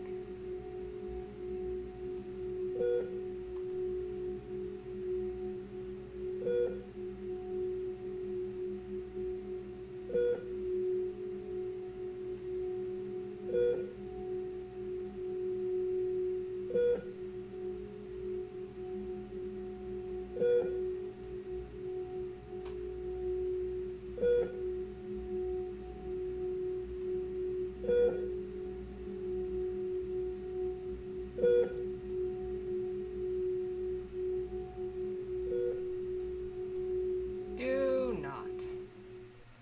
Because her ghost got bitter and salty as fuck when I did what she wanted. So fuck you. You don't know what you want, bitch.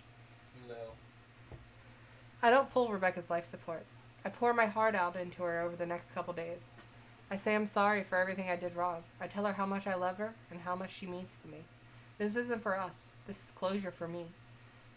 I can see the pain in her eyes and I ignore it. I catch her eyes drifting longingly towards her life support machinery. I ignore it. Rebecca dies of pneumonia 5 days later. You should have helped her.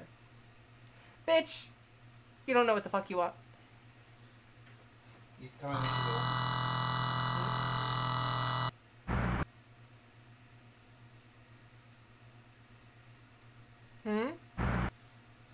I was joking when you said you're telling me she's a woman.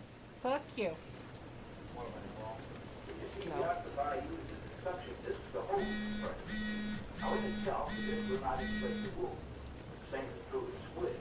Now, both creatures have a parrot-like beak as their primary offensive and defensive weapon. Maybe the sheriff would like that. Could be a freezer or a malformed relative. No, I'm afraid it wasn't.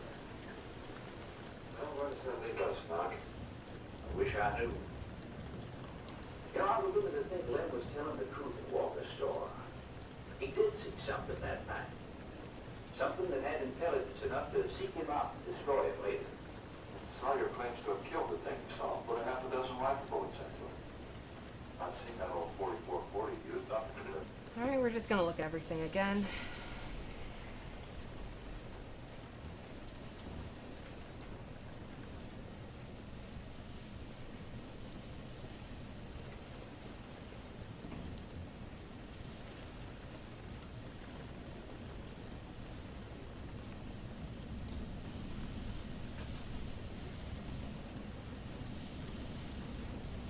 I've seen that old 40.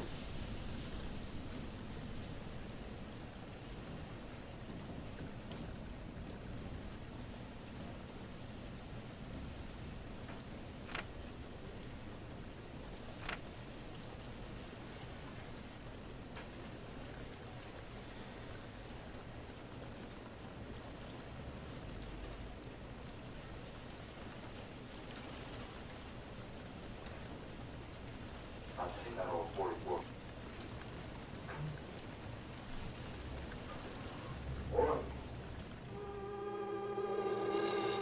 Skip the movie.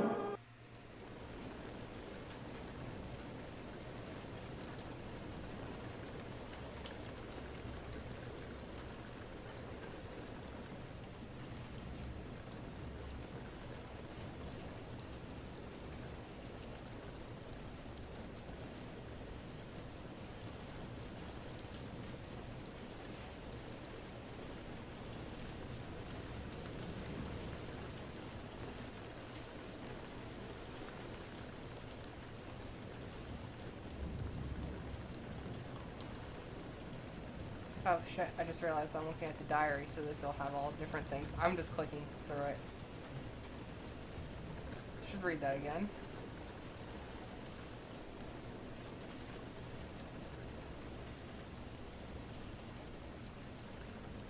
There we go.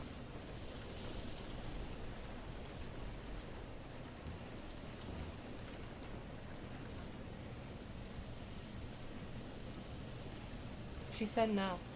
My dreams might as well just stay in my sleep. Who gives a shit? Clearly not me. I'll just stay in the hospital and be miserable for the rest of my short fucking life. I always wondered what Alana would think of my writing. Maybe beyond the grave I'll find out. That is, if she doesn't throw away everything. She hates my writing. She never used to. I used to make characters that were based on her. It would make her blush. She used to proofread my work and then tell me how much she loved it. We would talk about me being a famous author, until I didn't want to give up my dream for money, like she did. The gang asked me to go out with them. It's the first time they'd asked me for a while. I could tell that they were expecting a no. The answer was a no, mainly because of Alana. I miss them so much. I wish I could go out and have a good time with them again. I want to make more positive memories, but Alana convinced me that if I went, the memories wouldn't be very positive, and if I couldn't make it without getting too... I couldn't make it without getting too tired. Everyone's so sympathetic, and if I show any kind of weakness, I hate it. I guess I should be thankful I didn't go. I am kind of. We have a nice night together. Me and Alana, that is.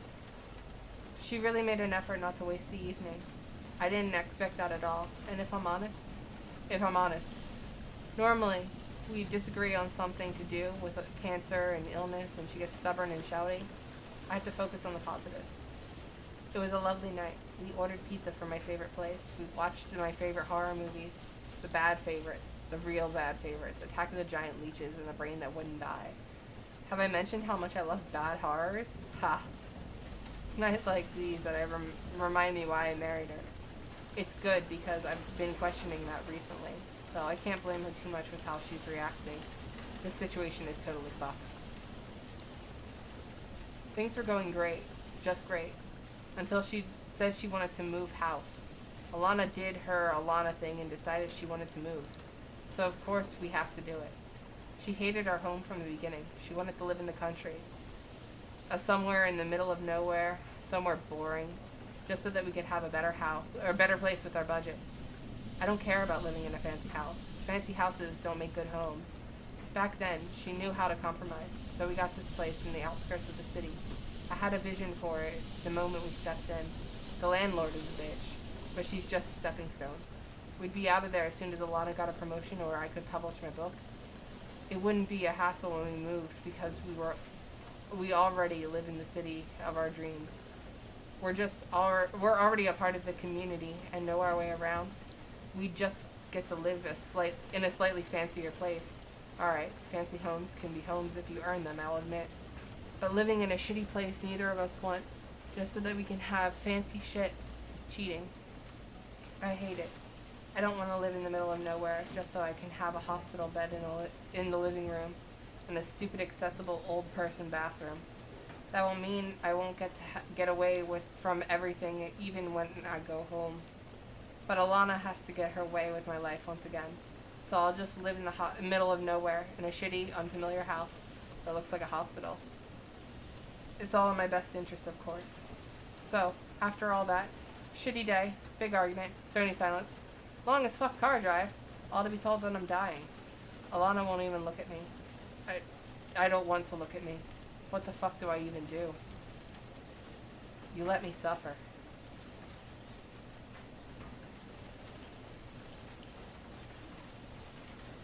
Very happy game, this. Yeah.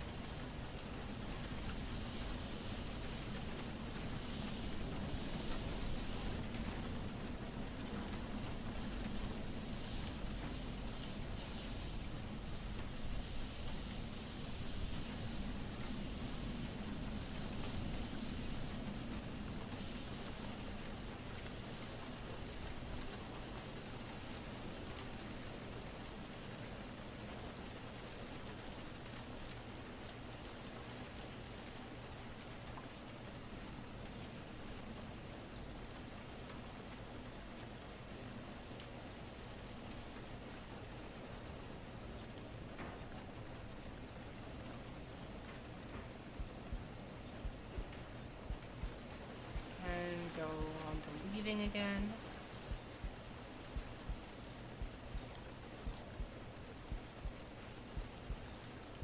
It should be near the end of this run because I'm pretty sure that we've done all the choices other than when you actually encounter the ghost. I won't YOLO it this time.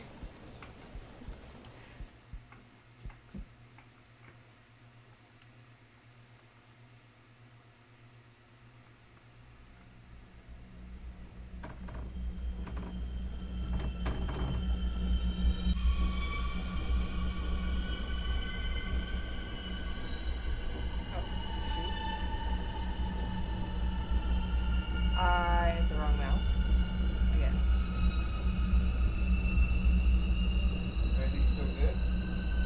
Yeah, everything's still good. I just moved around the the thing a little bit. There we go.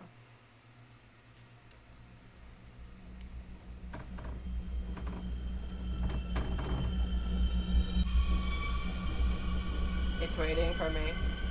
What is it? What? It hasn't done anything to me yet. Feels like Rebecca. What if it's okay? Maybe I should approach it. But then, maybe I should grab a knife from the kitchen first. Just be safe. We're gonna go in, because we went for the knife last time.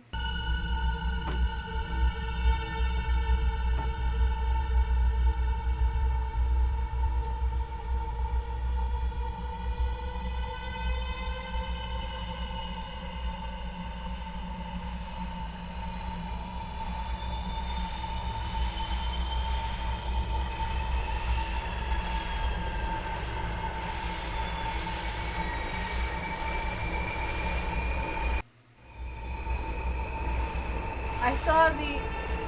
I didn't go for a knife, but I still have knife as a response. What do we do, Adam? Alright, we're gonna go with reject.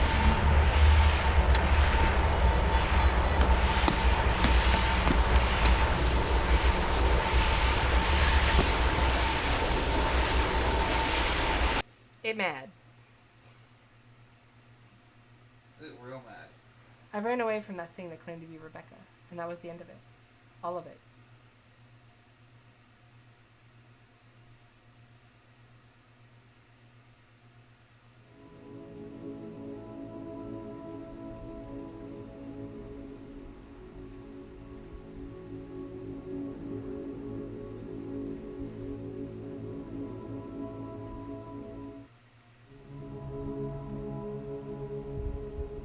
I moved to the other side of the country to get away from the thing that broke into my house that night, to move on from Rebecca's death.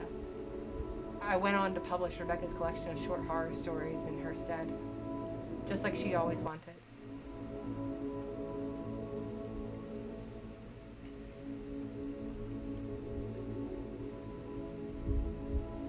I never did see Rebecca again. I'm glad. The Rebecca that I loved is gone, but I will never let her be forgotten. Her stories are so good. Everybody seems to think so. They're doing really well. And so am I.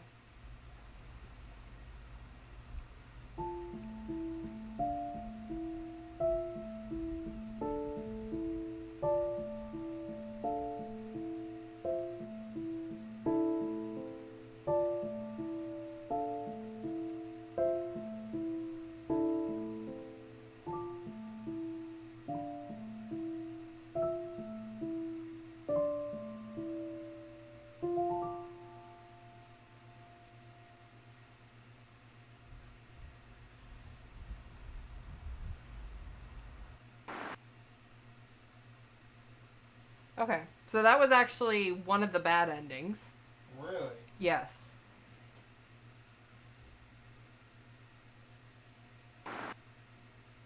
So I've done 2 out of 3 bad endings.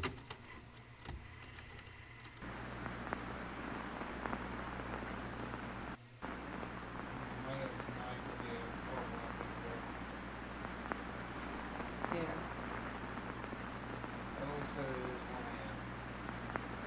So what I'm gonna do, because pretty sure I can get it from this. think I can get one more ending out of this.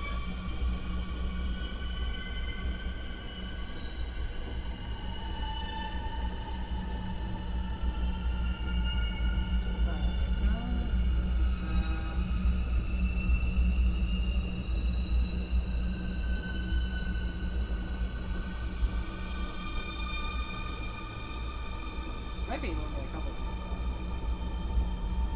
Let's go knife and knife.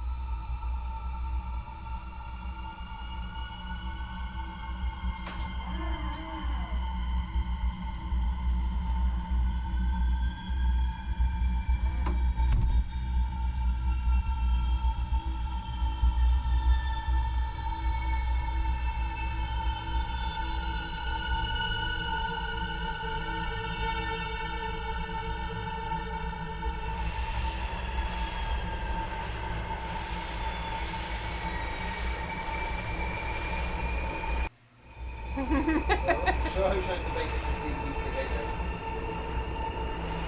Oh, why don't I have knife as a reaction now?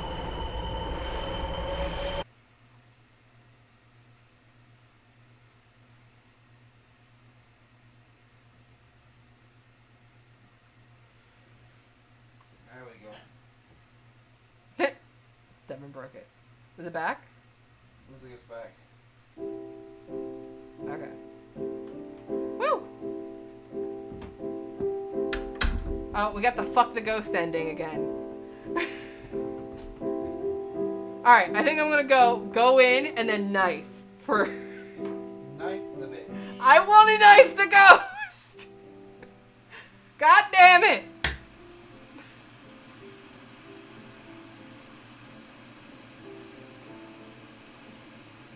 Yeah, Devin, we fucked the ghost. Yeah, no, I got the fuck the ghost ending again.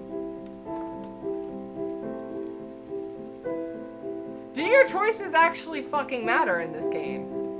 It's hipster FMV claw that costs like $3 No, this was free. Free? Yeah. This is a free game on Steam. I gotta give credit for free. It ain't bad at all. Yeah, there's lesbian ghosts, Devin. We got the lesbians! Susan must be freaking the fuck out. Yeah, Susan doesn't like lesbians. She's kind of rude that way. God damn it, Susan. At least it's not Zuckerberg. Better not be seeing no frickin' nicknops.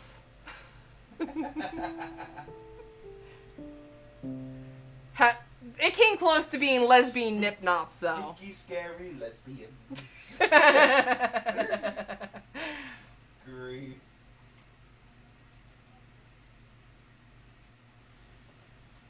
I think you walked away the first time I got this ending, and you came back and you're like, she fucked the ghost! She fucked the ghost. And she dies of the same thing the ghost died of. Ah! Consumption! Ah, tuberculosis.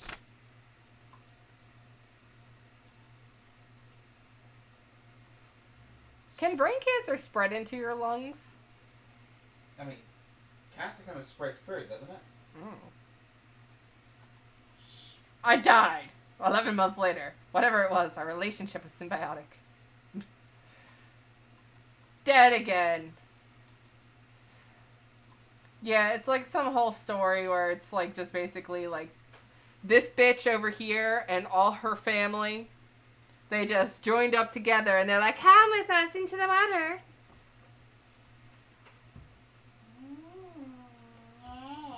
Yeah, like literally they were like, she was in an old-fashioned nightgown with dark eyes and flowing long hair. And I was like, bitch, was it you?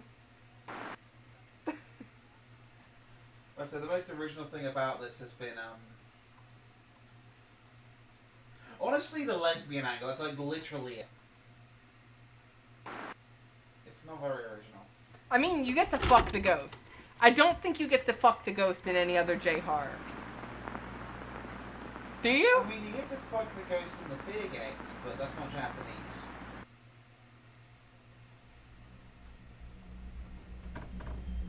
Though, I don't know. It's not J-horror, it's K-horror. But Shudder, the ending with Shudder. Does he fuck the ghost?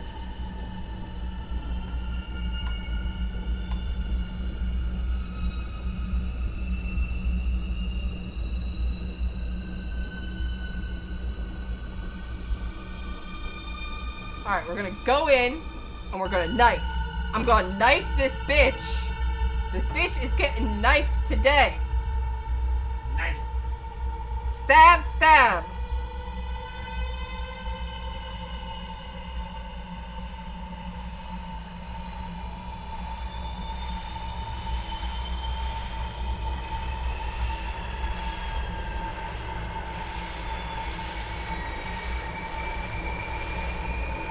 Better have my knife react. Yes! Knife! Even though I didn't go to the kitchen to get the knife, but it doesn't matter. I got a fucking knife. Not today, bitch. Stab, stab, stab. Stab, thud. And that was the end of that. Everything would be and remain the same. Everything would return to normal. Never changing.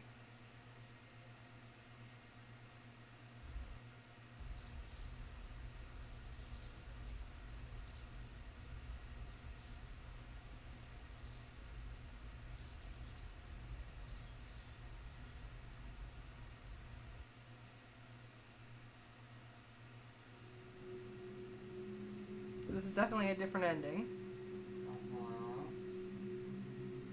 Yeah, so this is the third bad ending. So there's two...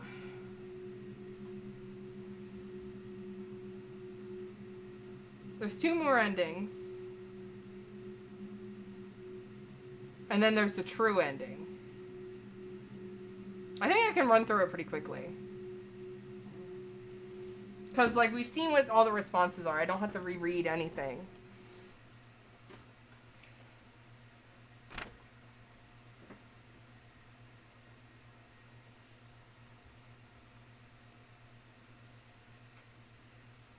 Victory for 9.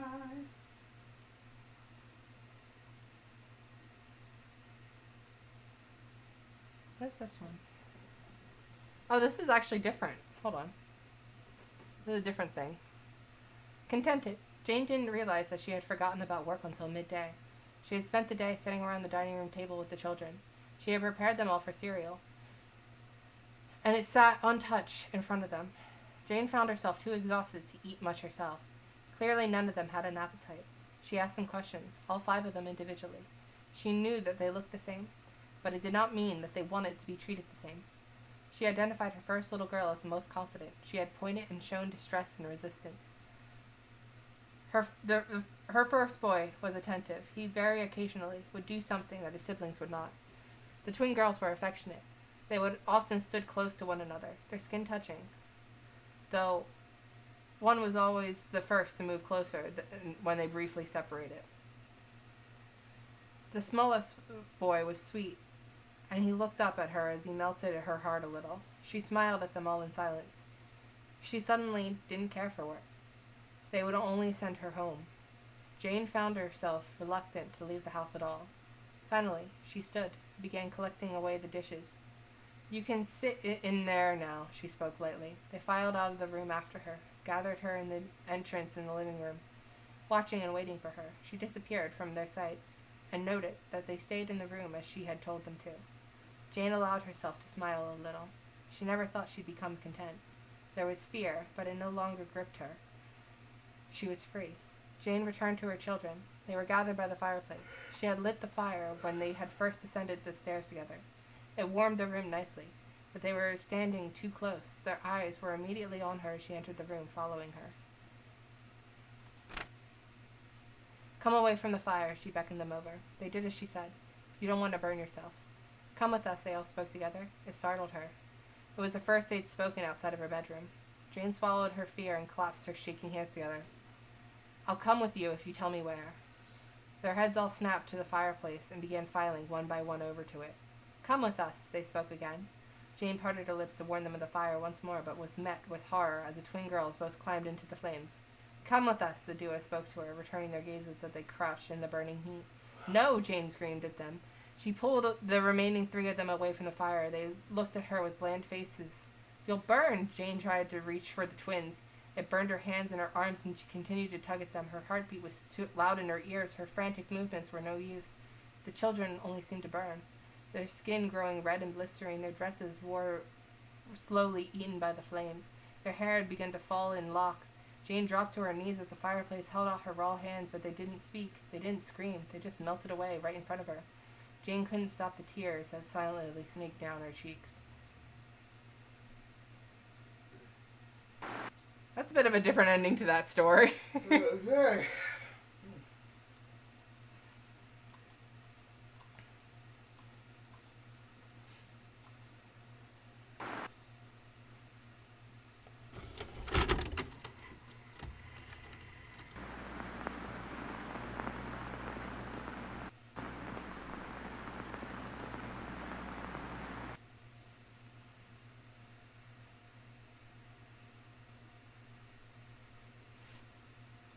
Alright, so for this one...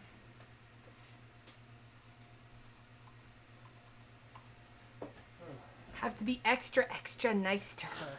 Extra nice to her? Extra nice. Extra nice? Extra. Extra. Like what? What are you going to do to be extra nice?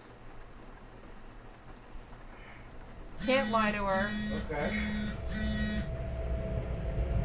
You have to read her stories. You have to let her go to the party. You have to leave the bathroom. Or sorry, you have to go into the bathroom. You have to interact with everything. Right. You have to call for the plumber or whatever. Alright. You have to stay in the house.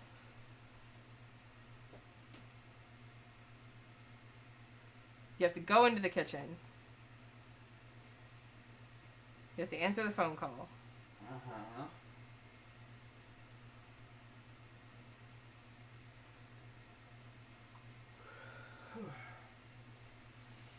Bunch of stuff. So I'm going to try to quickly click through this one.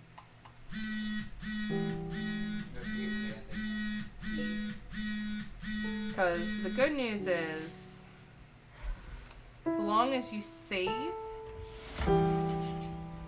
I'm actually going to see if I can make a different save file for each of the major choices. I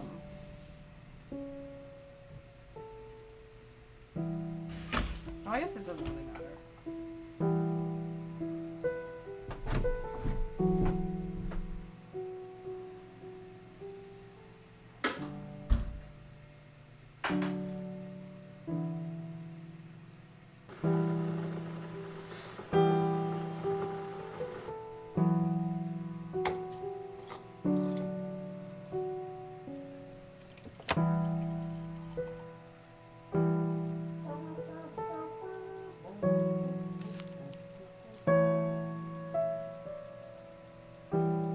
Apparently the movement of people who watch Hocus Pocus every single day in October. I mean, that was me as a kid, so. That was me every day of the year as a kid. So. I mean, I could probably quote that entire movie. Seriously? I am dead serious. I made that joke, but I could probably quote the majority of American Psycho. Yeah, yeah.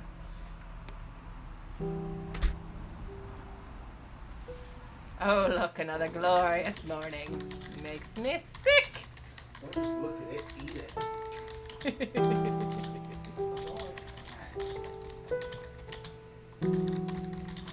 I love they put a little shot this in the same house and they're trying to make that on the office and it's the same place from earlier. Yeah. But you can tell this people put the budget of a packet of peanuts in there. It's a free game. I don't think they're making any money off of it. Ah, ghosts! Show ghost. Show ghost spelled kind of like toast. Do I want toast? Does your boy want toast? I don't know. Do you want toast? They don't equals. You fed the animals tonight, right? No. Okay. But the animals are very much taken care of, fed, let out, watered. I haven't heard them in a while. And they haven't. The cats haven't come in here. During the sleep, I put Ridley to bed as you're beginning. Oh, okay. And Callum That's was why it's together. quiet. Well, Ridley's in bed. Ridley also fell asleep, like, as I was picking him up, so I was kind of like, okay, you can go to bed. And he's like, yeah, okay. He did not find me one bit. Ah, yes, my album of ghost sightings. Alright, so here we are at the first choice. She wants to travel.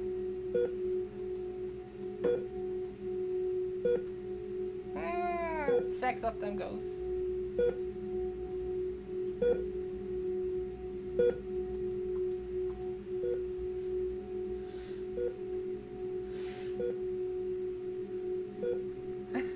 Lesbian ghosts. Lesbian ghosts. I am so glad I'm not monetized because there is no way that this stream will be any money. No, I curse too much. And I've been talking about lesbian ghosts in the chat. Alright, well you do that. I'll be right Okay, so I have to beg for treatment.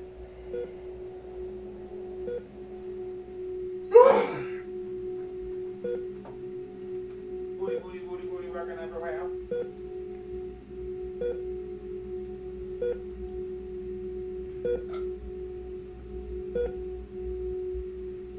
Yummy.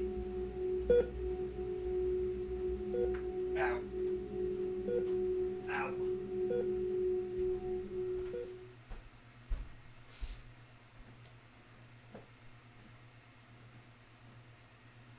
Yeah, like low key though, this ghost is kind of a bitch because like my first run through, I did everything this bitch wanted. Like I just did things to please her, even if it was ridiculous. Like I lied to her if she wanted to be lied to. I pulled the plug on her because she wanted the plug pulled on her, and she was like, "He murdered me, bitch! You wanted me to pull the plug and you got salty with me." And then when I didn't pull the plug, bitch was still fucking salty. This ghost is dummy thick.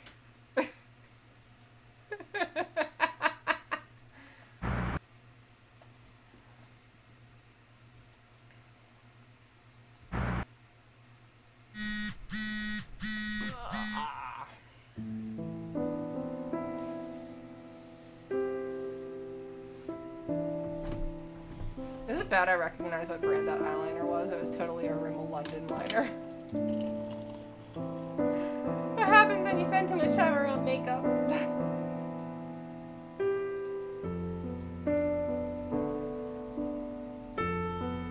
So, the thing I find really weird is that there are two entire public domain movies that are hidden in this, and you get achievements if you watch all of them. I am not fucking doing that though. Well, yeah, I mean, I'd be bored too if I wasn't getting money.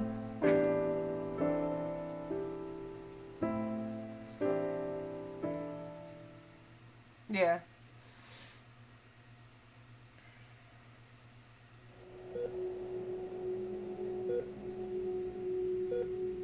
Back to the flashback.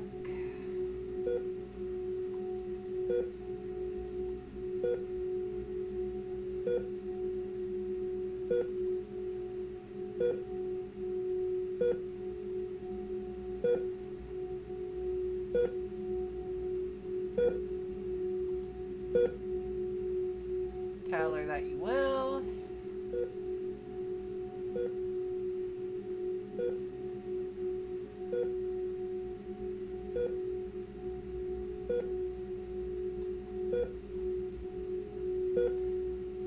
The main thing to get is that no matter what you do in any of these choices, you're fucked either way.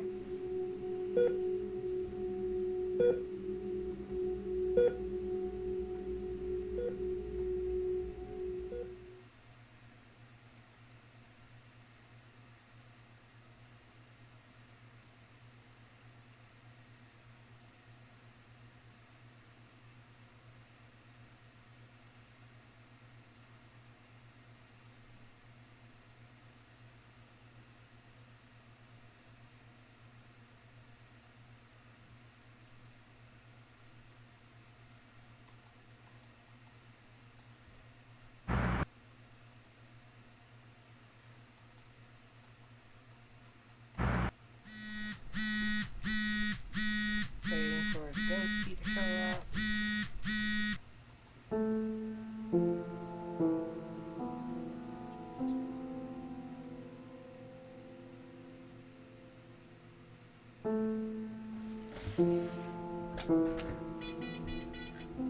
But for me, it was a Tuesday. For you, it was Wednesday, but for me, it was Tuesday.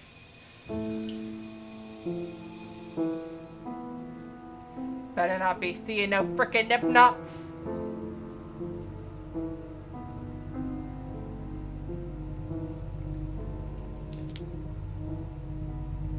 You know it's J-Har, there's a bathtub.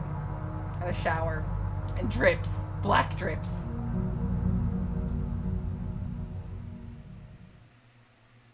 And weird hair. There's always just strandy hair, black water, and a bathtub.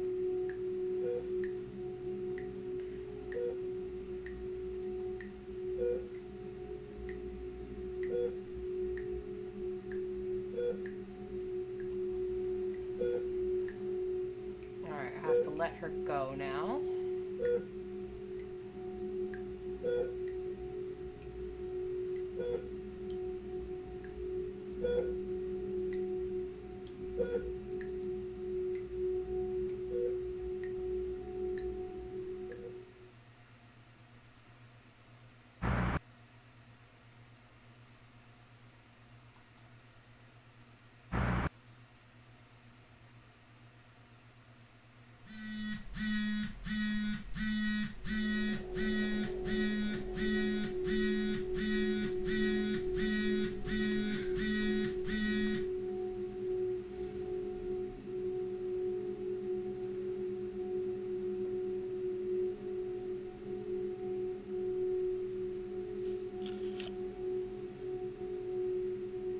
Very, very powerful vibrator.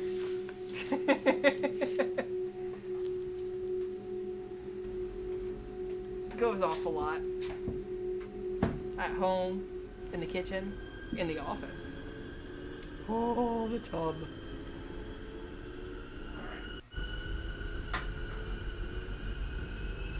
Alright, we first you.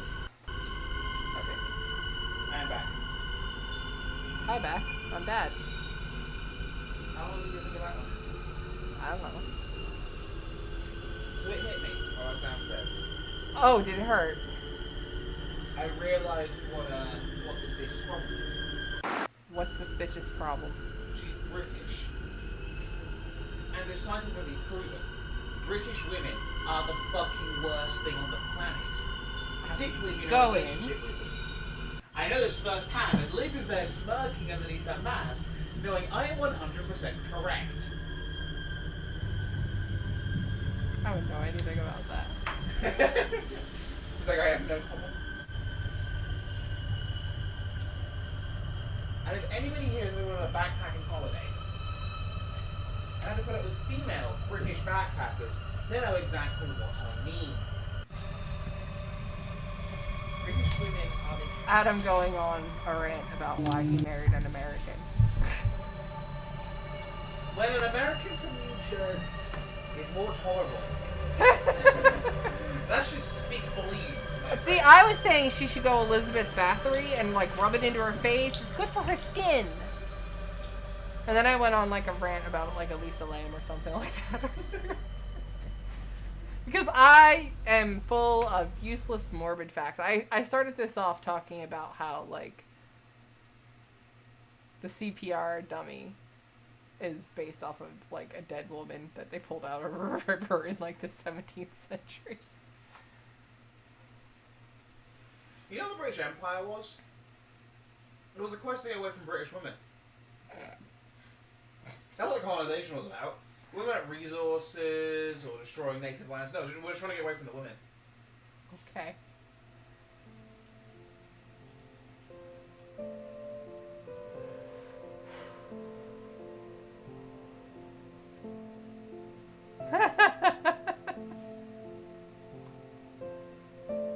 Alright, gotta go through everything.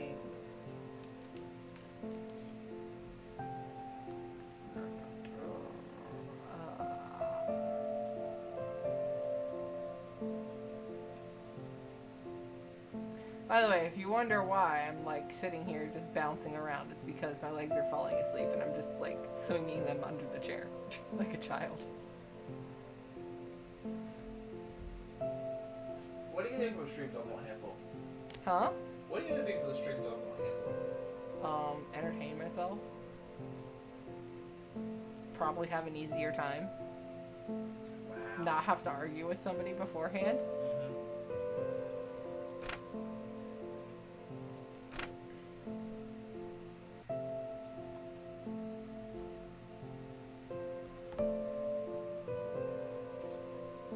Did you make meatballs? I said I was gonna, yeah.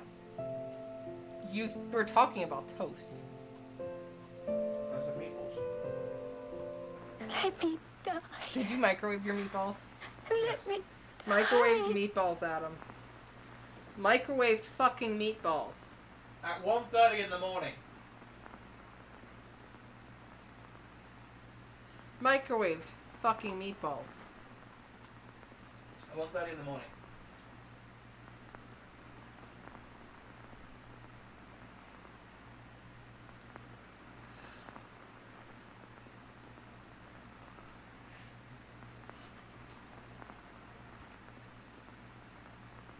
And I am not watching the entirety of this movie, but it is all there.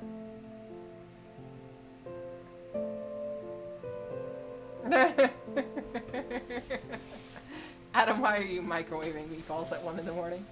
I'm microwaving my meatballs at 1 in the morning because I want to make sure that my chance of conceiving a child are null. Because I've lost control of my life.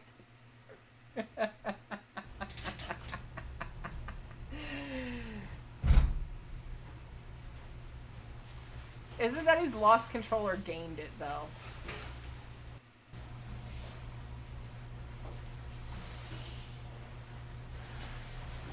Because honestly, if you take away his control, he doesn't microwave the fucking meatballs.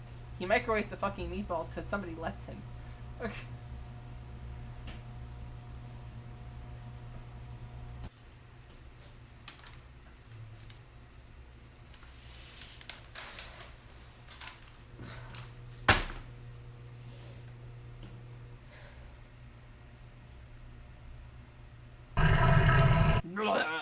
Tub. Top go.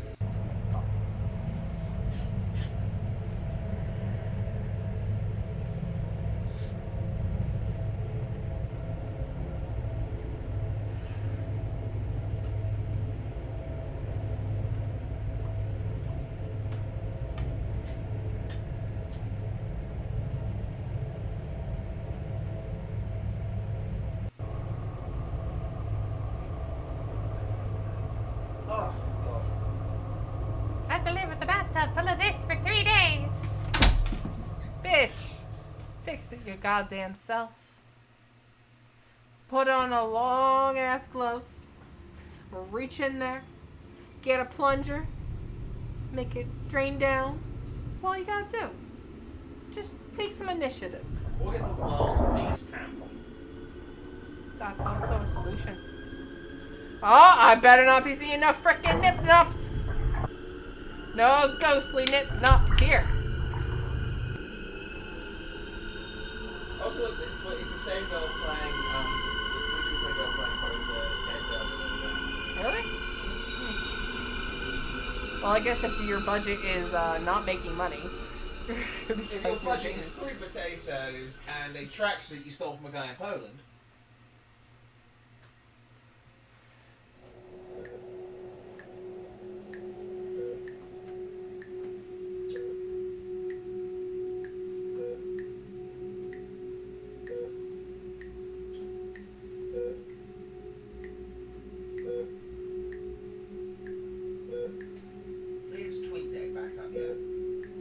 Oh my god, will you get over it? TweetDeck being down? Oh my god, TweetDeck is half alive. I'm in the wrong account though.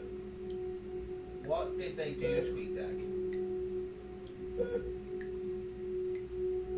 Alright, we have to let her stay.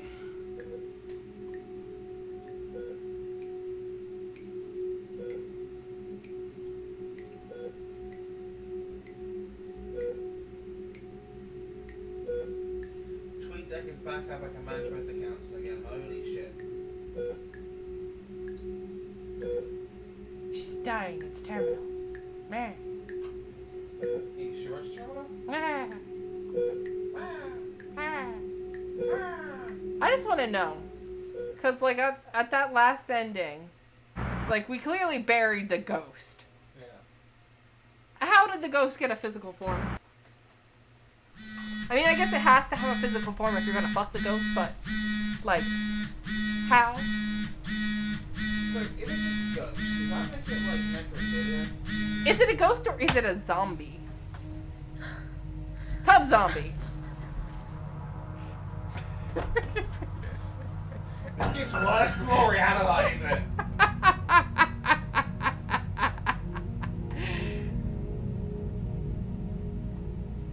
There's all those things I don't think we should look too far into. No! Look into it more and more! Chaos! I think I heard something break into the kitchen. What is that fucking... Go and fucking stab them! What is that fucking fox? Goddamn Antichrist. Chaos reigns! Yes! Fucking crap. Let's remember that I am chaotic neutral.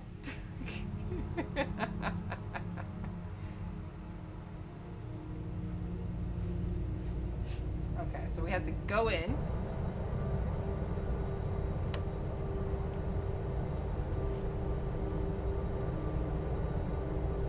If you're chaotic neutral, then what the fuck am I? I don't know.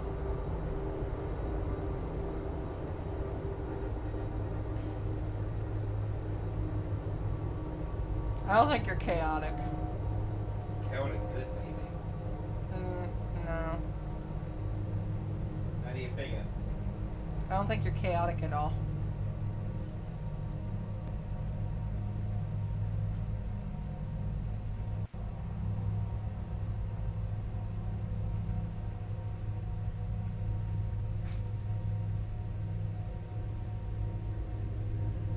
I was once I was chaotic lawful because I have a habit of following rules.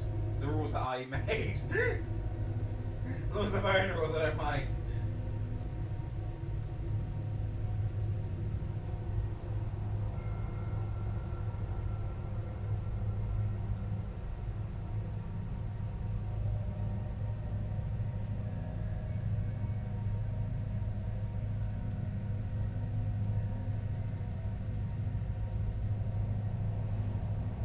I love you. What the fuck is Ellen a bitch breaking into my house? Alana is the main character. I don't think.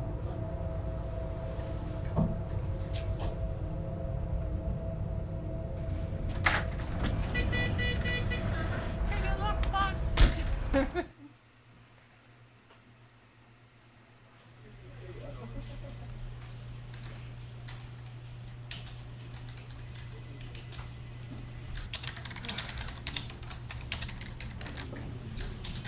breaking into my house. There's blood in my bathtub.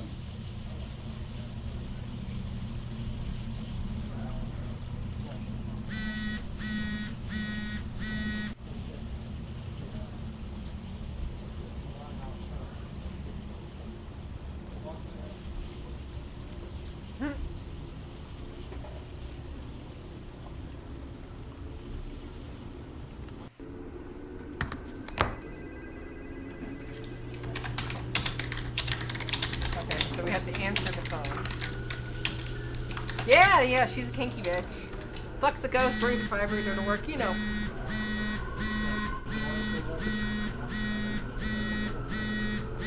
I pulls away from the Yeah, because their apartment number is 64.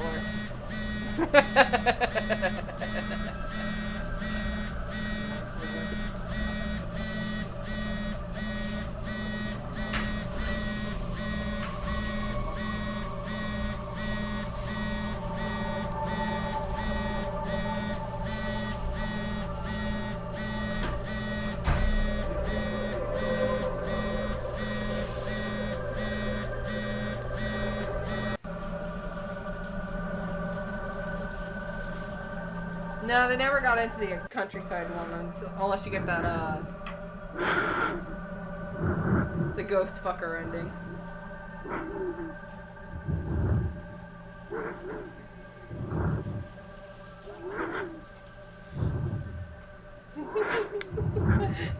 Two walruses. I'm gonna use that in a video. And an egg stolen from the neighbor's chickens.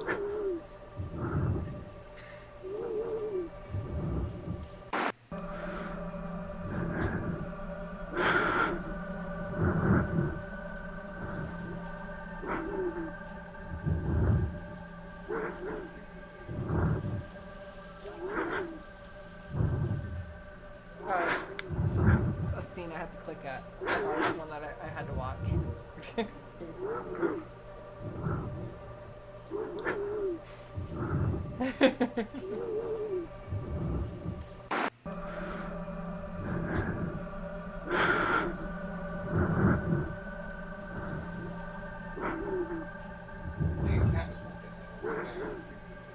Jonesy, why are you in here? I think it's back out again. I think he looked at us like, hey, what are you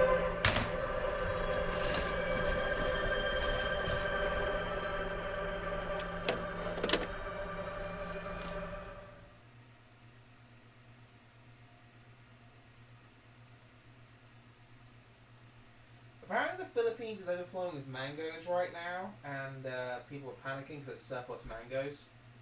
I'm just saying, can we make some sorbet with mangoes? I'd like cheap mangoes. Mango sorbet is the shit.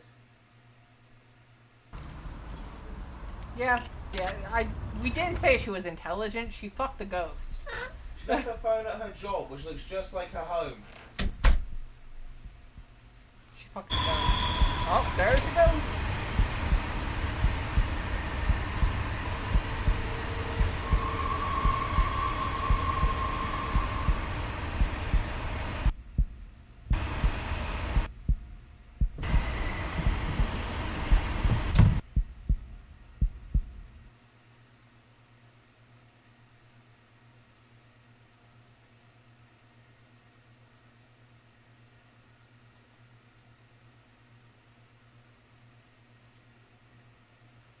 Oh, there's Jones.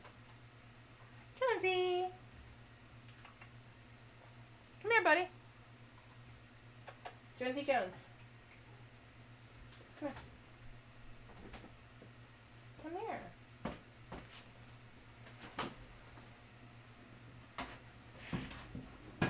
Ugh. Gotta fluff.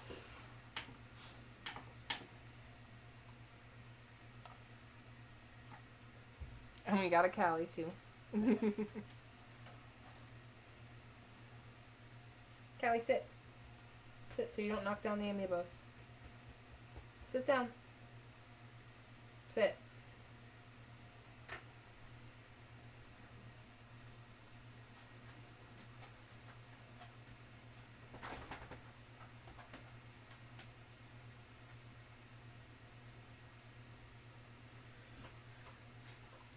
Do you guys even get Star Mix in this country? Well done, Callie. I don't think we do.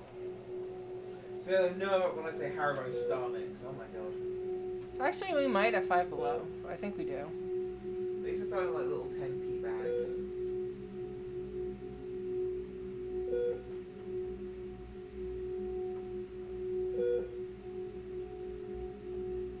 There was something I got. I got like a package from somewhere. And it came with like a bonus bag of Star Mix, I remember. Oh, the T-shell, wasn't it? From like Quirty or whatever? Maybe? Oh, digital life supporters. Oh. I was just clicking and waiting for it, and I didn't realize that I had to click answer. Wow. Leave me alone. Under all the teal hair dye, I'm truly a blonde. It shows. Fuck you. What? Am I ever wrong?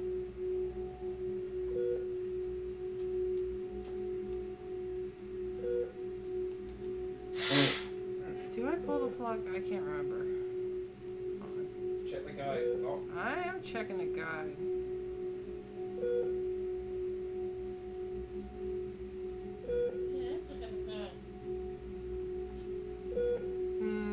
Do not, I think.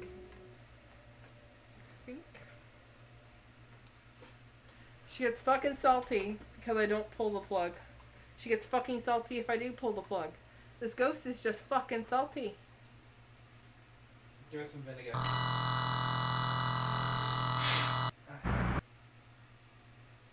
Saturday.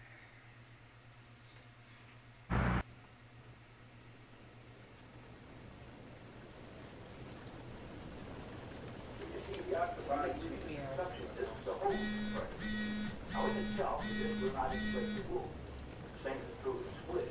Now, both creatures have a parrot-like beak as their primary offensive and defensive weapon.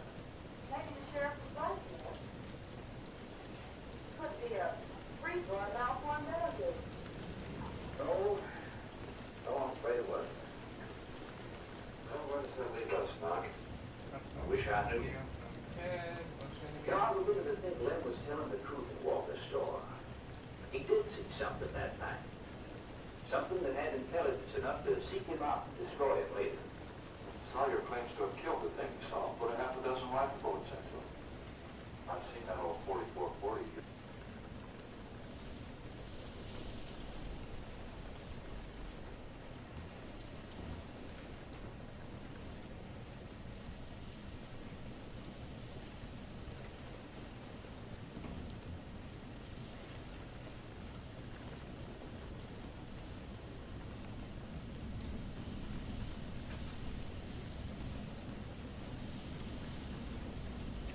I've seen that old 4440 used up to live after being kept with those slugs.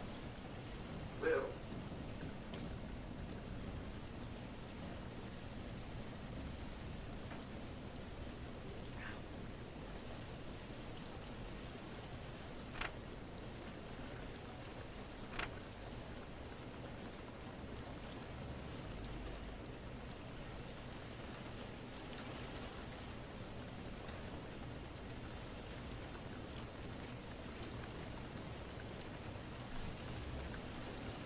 I've seen that old 4440. Well, I'm not entirely sure because I think that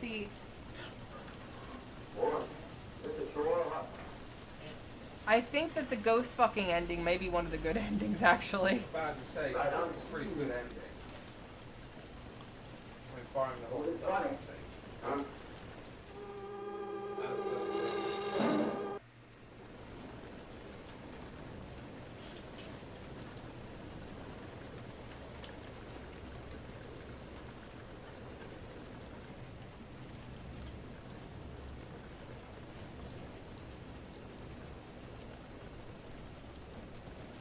And it says fail to survive Saturday morning. Is what happens for the one. I don't know.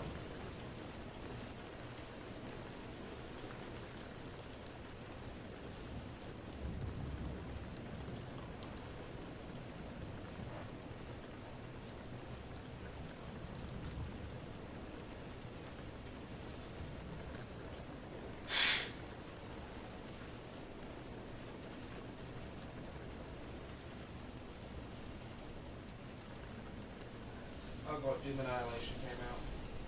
Hmm?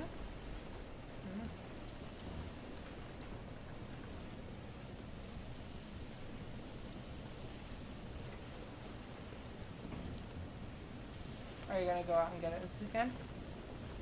Doom Annihilation? Yeah. The movie. Oh. The game doesn't come out until November. Sorry. I thought you were talking about the game. I have a day booked on for that, and I'll be streaming it. Gotcha.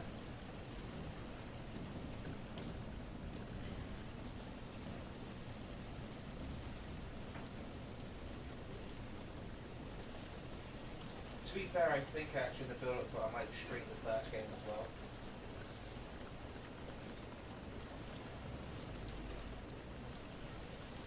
Yeah.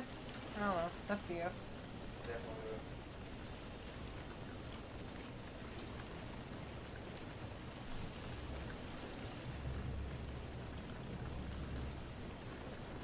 Alright, we can leave now.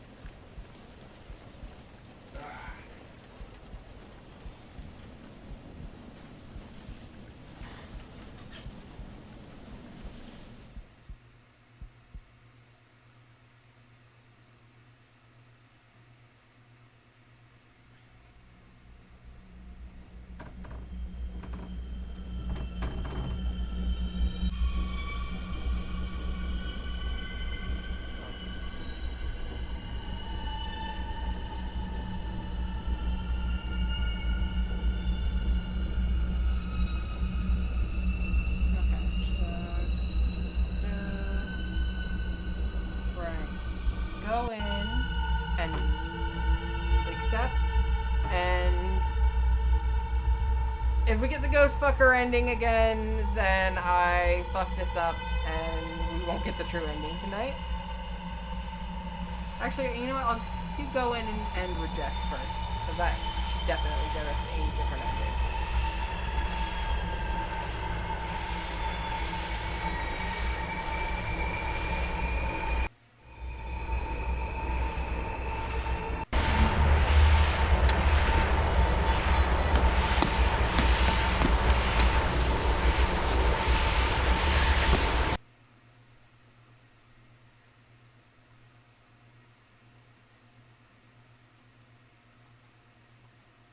That was the end of it, all of it.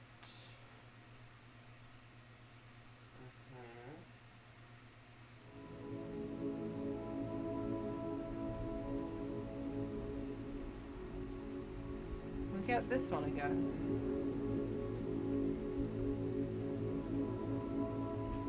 Pretty sure I'll load up and get the ghost fucky ending.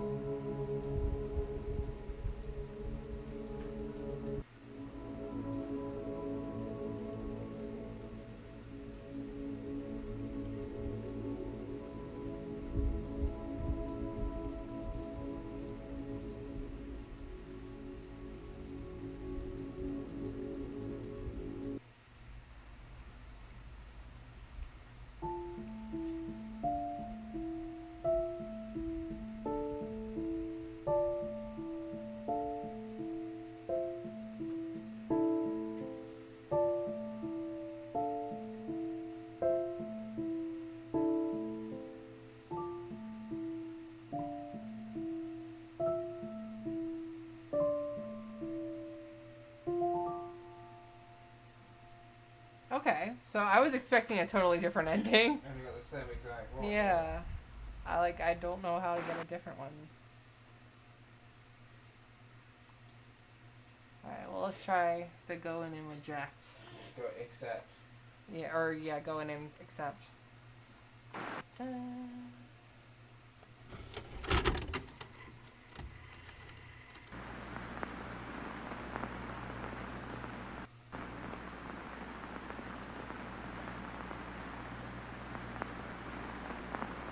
I mean, if I just looked at my Steam achievements, I could probably figure it out once I'm done.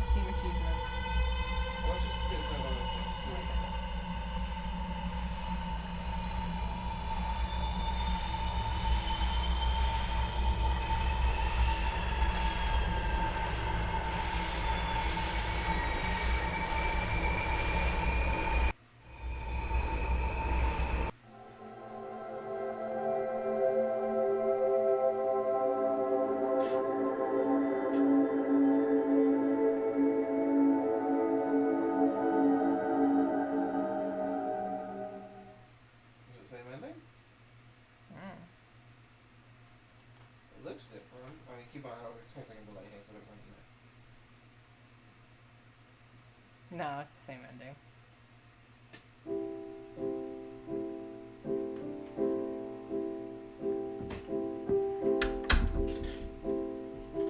Alright, so I'm gonna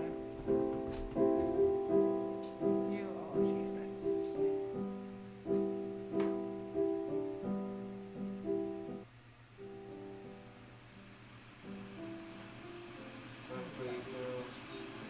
So, let's see. I got moving on. I got stagnant and toxic relationship.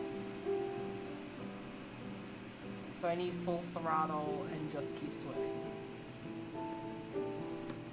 Ah!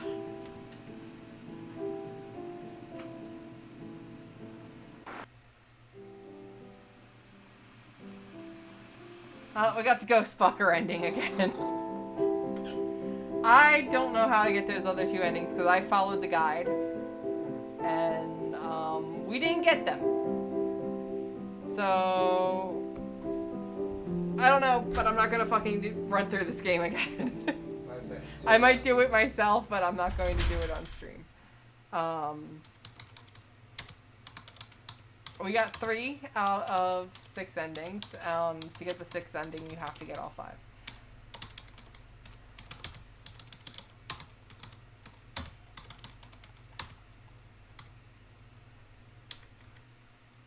Quote unquote Rebecca.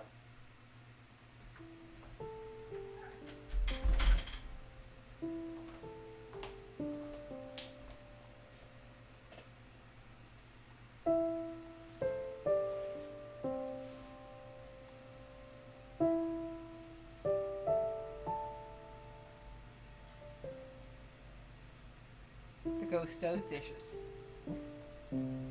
Lesbian ghost that does dishes. Sign my ass the fuck up.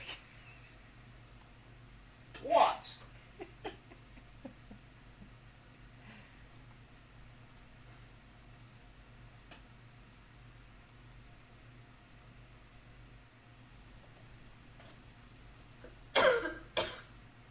And dying of tuberculosis.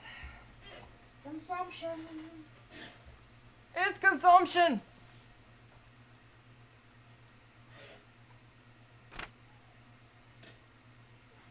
This chair is squeaky as hell. That's alright, because we gonna be out, because I am playing through this again. Anyway. That was the test stream. What have we learned? We have learned that either OBS or our internet or YouTube is a shit.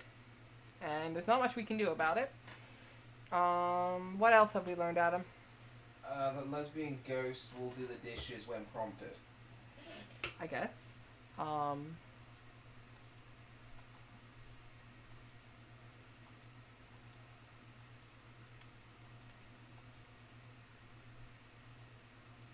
We did.